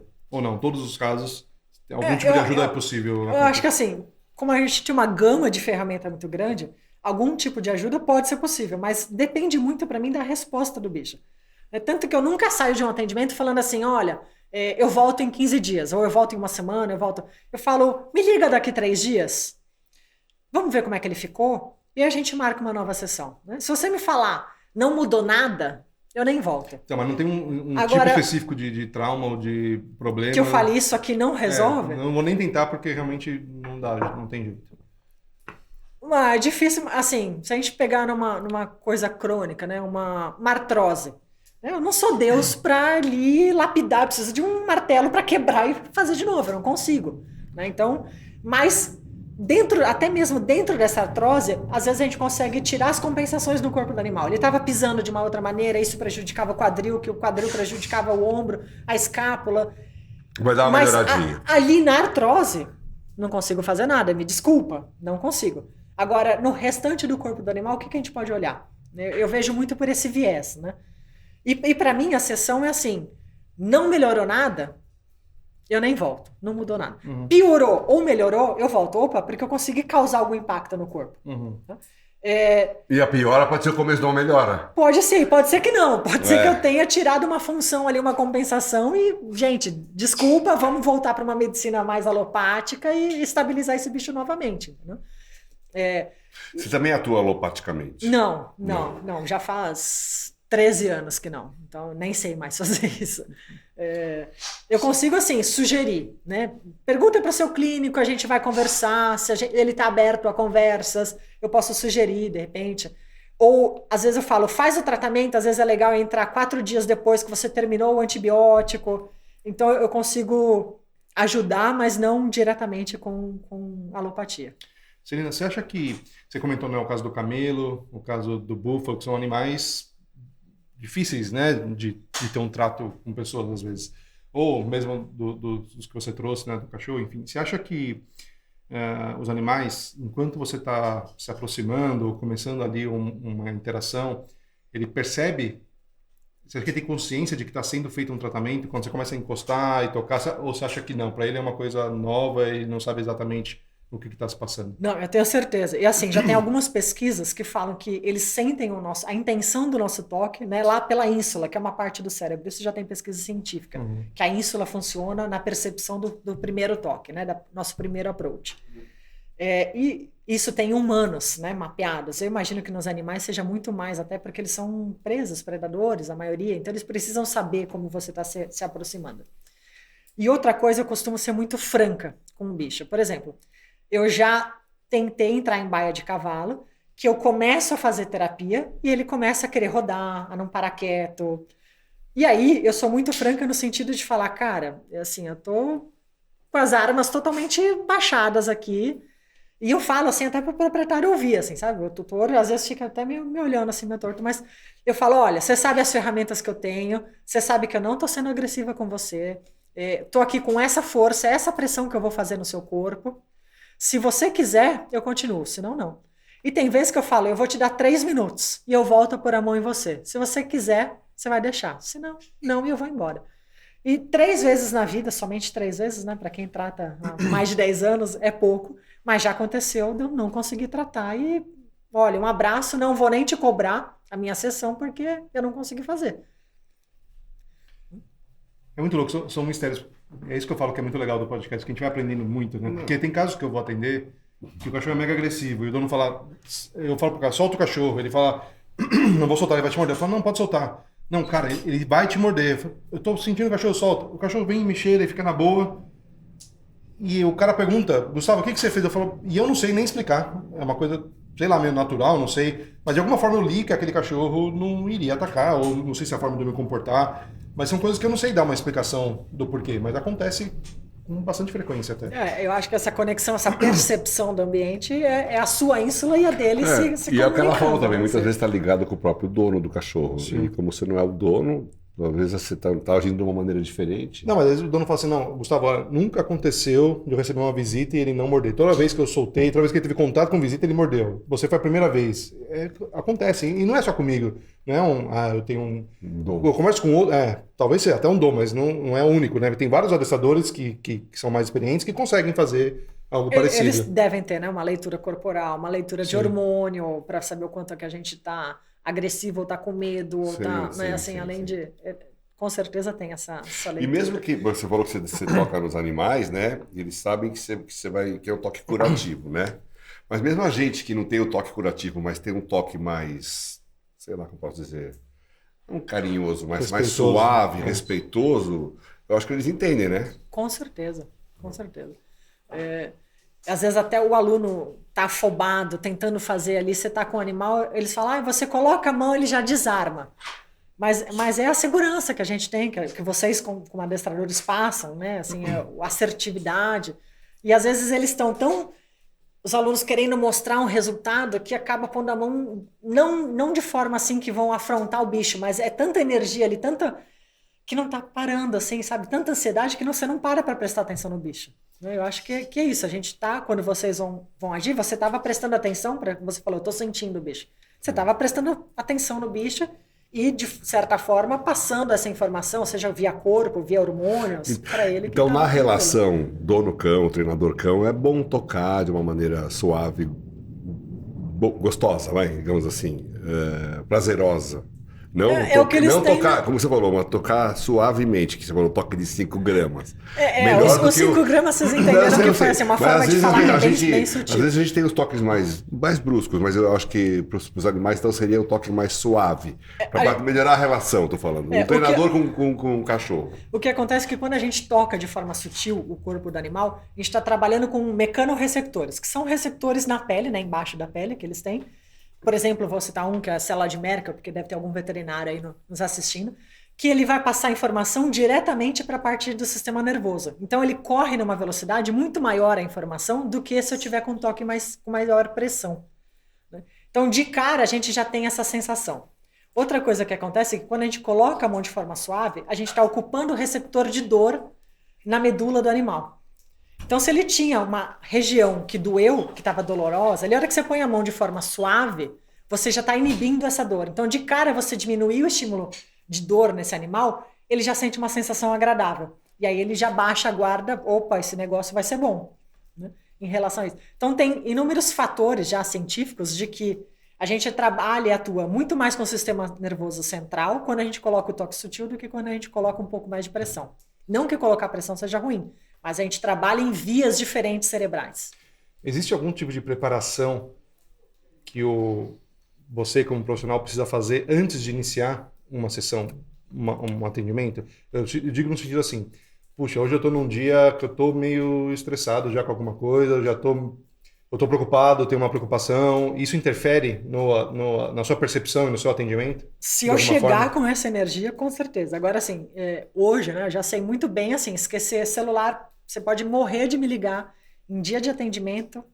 Às vezes eu atendo 8 animais seguidos e assim, pode morrer, assim, é praticamente literal. Minha mulher tomou um coice uma vez na cabeça e eu só fui descobrir quando eu parei um intervalo entre uma sessão e outra que tinha 10 ligações, mas não sei quantos vídeos e fotos da cabeça dela aberta. Eu fui encontrar com ela no hospital. Então, assim, meu telefone fica desligado durante a sessão, porque minha atenção é no animal. Não importa se o proprietário está falando, o que está acontecendo, se eu tenho um boleto para pagar, se alguém quer que eu pague imediatamente, se alguém me ligar. Eu hoje consigo dissociar totalmente. Eu estou aqui para atender esse animal, é esse animal. Eu consigo. Agora, assim, talvez se acontecer uma catástrofe na minha vida, talvez eu não consiga desassociar e eu vou desmarcar o atendimento. Tá. Mas eu preciso estar ali inteira para aquele animal, porque eu trabalho com um toque sutil, preciso sentir. Né? Eu falo que eu colho informações do corpo, eu não passo informações. Né? E aí eu preciso estar consciente de que eu estou ali o tempo todo. E você prefere estar sozinha com o animal ou com o dono junto? Normalmente sozinha, assim, o dono se apresenta e tal, mas muitas vezes o proprietário quer mostrar a relação que ele tem com o proprietário. E aí ele fica pondo a mão perto pro cachorro ficar lambendo, ou o cachorro lambe e morde, aí ele fica, ai, não faz isso com a mamãe. Aí você manda ele embora. Aí eu peço um café, um suco. E se eu oferecer um bolo, eu falo isso, um bolo vai também. Vai fazer o bolo. Né, a gente dá... Tem uma padaria próxima, tem 3 quarteirões, isso. Busca o café daquela padaria. A mais longe é melhor. Tem uma forma assim, né? Mas eu aceito uma água, né? Pra sair. Mas se o dono se comportar, você permite. Não, total, fica ali perto. O que eu não gosto muito é que fica interagindo, mas assim, a interação eu preciso que você segure o animal, beleza. Agora, ficar interagindo, ai, a mamãezinha, ai, não sei o quezinho, e fica lambendo, e aí o cachorro abana o rabo, e aí quer levantar. Essas interações que na verdade atrapalham, porque eu preciso ler o animal, né? E aí atrapalha. A gente falou dos benefícios do treinamento e da sociabilização no caso dos cachorros desde cedo para talvez não desenvolver tantos problemas futuros, né? Agora, nos cavalos, porque o cachorro, ele tá... O cavalo também, né? Óbvio, as pessoas gostam muito do cavalo, o cavalo é próximo, mas não é tão próximo como o cachorro. O cachorro vive dentro de casa, dorme na cama, o cavalo não, né? Você acha que nesse aspecto o cavalo tende a desenvolver menos questões do que o cachorro, ou não? Ou são questões diferentes, ou não tem diferença nenhuma? Tem questões diferentes. Por quê? Normalmente um cavalo não é de uma única pessoa. Ele tem um dono, ele tem um treinador, ele convive muito com quem cuida dele, né, que é o tratador. Então ele acaba pegando a vários aspectos, né? A várias pessoas, a vários tratos. O cavalo, ele se prende muito mais à rotina, não importa muito quem passou a ração. Alguns até se importam, mas a maioria, assim, se ele tem a comida no horário certo, para ele tá bem. Se ele tem uma água fresca, para ele tá bem. O dono sente a falta, do tipo, eu pedi para um pet sitter vir na minha casa. Às vezes não é o mesmo carinho, não é a mesma forma de pôr a ração. O cavalo, se você pôs a ração tranquilo, ou se você jogou ela um pouquinho mais bruta, se ele não é assustado, meio que tudo bem, aquilo não é um trauma. Agora, o cachorro não, né? Se você colocou o prato de comida dele em outro lugar, às vezes é um problema para ele. E assim, eu tô falando de forma geral, né? Nem todo cachorro vai achar que isso é um problema. Ainda bem que você falou, porque assim, eu sou rei de dar comida de maneira diferente para meus cachorros. Meus bichos. O que eu acho bom. É lógico. Se você não acostumou sim, ele, porque né? aí eles estão. Qualquer coisa tá boa para eles, entendeu? Tipo, não tá toda vez no mesmo pote, no mesmo canto. E no mesmo horário. E né? assim, eu sou meio contra pote, eu prefiro jogar. Então, assim, mesmo que ele tá na caixa dele, que eu jogo na caixa, come aí. Entendeu? Porque assim é mais simples. Agora, se tiver que comer no pote de plástico, ou no pote de metal, ou no pote lá, no pote de carne, também quando eu viajo, levo eles. Então, assim, eles comem em qualquer lugar. Então, eu acho que é melhor que eles ficam, sei lá, mais cultos. Eles não sentem, entendeu? Tanto faz o lugar que eu vou comer que tá tudo bem, entendeu? Sim. Agora, quando você também condiciona o cachorro a fazer tudo daquele mesmo jeito todo dia... Sair dessa rotina também você vai é um sentir muito problema. mais, entendeu? Sim. Né? Eu acho que é melhor a gente não ter tanto toque, talvez é nosso, né? De querer fazer tudo igualzinho todos os dias. Porque você condicionou, você treinou o cachorro para aquilo. Depois você vai querer mudar, ele sente, né? Exato. Muito bom. É. Celina, estamos chegando próximo do fim. Já passou rápido, né? Tem alguma coisa importante que a gente não perguntou e que você achar legal falar?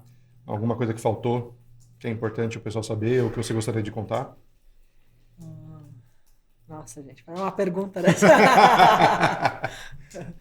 eu acho que é isso, assim, acho que o caminho, né, para mim, para diminuir as doenças, diminuir, é o relacionamento de forma saudável do cão com o seu pet, de mostrar para ele tudo, né? A gente fala que a gente só tem medo, a gente só cria traumas com aquilo que a gente conhece, né? E quando a gente conhece de uma forma ruim. Então, tudo que a gente puder apresentar para os nossos bichos de uma forma boa, tranquila, né? Que ele não vai ter medo, que não vai mudar os hormônios ali de querer criar uma situação de fuga ou de ataque, eu acho que é bem-vindo para o cão, né? Que quanto mais a gente apresentar o mundo de uma forma tranquila e assertiva, melhor. Legal, muito bom. A gente aprende muito nos nossos podcasts. Porra, demais, eu acho cara, que esse foi um dos que eu mais aprendi. Não, muito legal. Porque é muito fora da nossa realidade, né? Fora da academia, fora do que a gente vê no dia a dia, né? Então, eu te agradecer que você veio e que você fale suas redes sociais para o pessoal te encontrar. Vamos lá, Instagram, acho que é o jeito mais fácil de me achar, é celina.tarantino, e tem também o Instagram do meu instituto, que é cursos.hts. Cursos.hts ou celina.tarantino. Ou celina.tarantino. E lá tem os contatos, tem forma de... a maneira mais fácil, né? Como eu falei, celular para mim fica desligado o dia inteiro. Eu vou responder à noite. Pelo Instagram você responde. Se alguém te mandar um direct lá... Não, eu tenho pessoas que respondem por mim. Tá bom, e aí, quando é um assunto mais sério, algum caso, a pessoa vai me mandar lá uma mensagem porque eu tenho o meu cachorro assim, assim, assim. Essa pessoa já filtra como que ela pode me encontrar, se vai passar meu celular direto, ou se ela vai me avisar e eu respondo ali mesmo pelo Instagram. Mas se for só para cursos, né, os veterinários que se interessaram por essas técnicas, vai direto para a administração do curso, que aí, por exemplo, tem curso que eu não sei quanto custa, não sei data direito, então aí já vai direcionar. Eu tenho pessoas que me auxiliam nas redes sociais para direcionar. E o que for urgente, aí a própria pessoa lá já me manda. E aí eu filtro, né? Quando eu ligo o celular, assim, se veio mensagem dessa pessoa, falou, opa, é importante, então deixa eu ver o que é. Tá bom, legal. Você ia falar alguma coisa? Não, que você vai montar uma clínica, né? Isso, a gente está abrindo mês que vem. Mês que vem, vai ser no Brooklyn, você falou? No Brooklyn, tem Porto nome? Martins. É o HTS Instituto. Instituto HTS. Então já vai estar lá no Instagram. Já vai estar lá. Muito bom. Espetacular. Celina, sensacional. Muito bom que você veio. Foi muito legal, né, esse papo. Espetacularmente. Espero que o pessoal de casa tenha curtido também. Acho que sim. Acho que sim, porque curtir. Bem diferente. E é isso. Tem alguma mensagem final ou essa da socialização? Acho que é isso, né? Eu tô querendo falar mais, cara. A gente vai sair daqui, a gente vai desligar e a gente vai continuar falando, tá bom? Com certeza. Mas eu acho que é isso, né? Na verdade, a minha mensagem foi de abrir um novo olhar, né? Não é acabar com nenhuma forma que existe de tratamento até hoje, de forma nenhuma. Eu acho que as terapias são integrativas e o que funciona para um, às vezes não funciona para outro, mas ter um olhar abrangente, né, sobre os animais, sobre as interações, eu acho que isso é válido para geral. E tratar o animal como animal, né? Que acho que o maior problema hoje em dia é as pessoas tratarem os cães, principalmente, né? Os gatos como gente. Que aí os problemas começam a aparecer. Exato, também, né? exato. Aí conseguir ter essa visão do todo. Às vezes fica focado num único ponto, né? Enfim. Muito bom. Muito obrigado. Obrigada. Foi ótimo. Espero que você tenha gostado também de ter vindo. Espetacular. Obrigado, eu adorei. Valeu. Pessoal que está em casa, não se esqueçam de curtir o nosso vídeo se você gostou, de fazer um comentário e de compartilhar com os amigos, com parentes, com quem tem cachorro, com quem tem cavalo, qualquer bicho. Acho que esse podcast vai servir para todos, né? E para os seus inimigos também, não custa nada. Compartilha com todo mundo. Valeu, até a próxima. Obrigado. Foi animal. Muito bom mesmo. Ótimo. Show.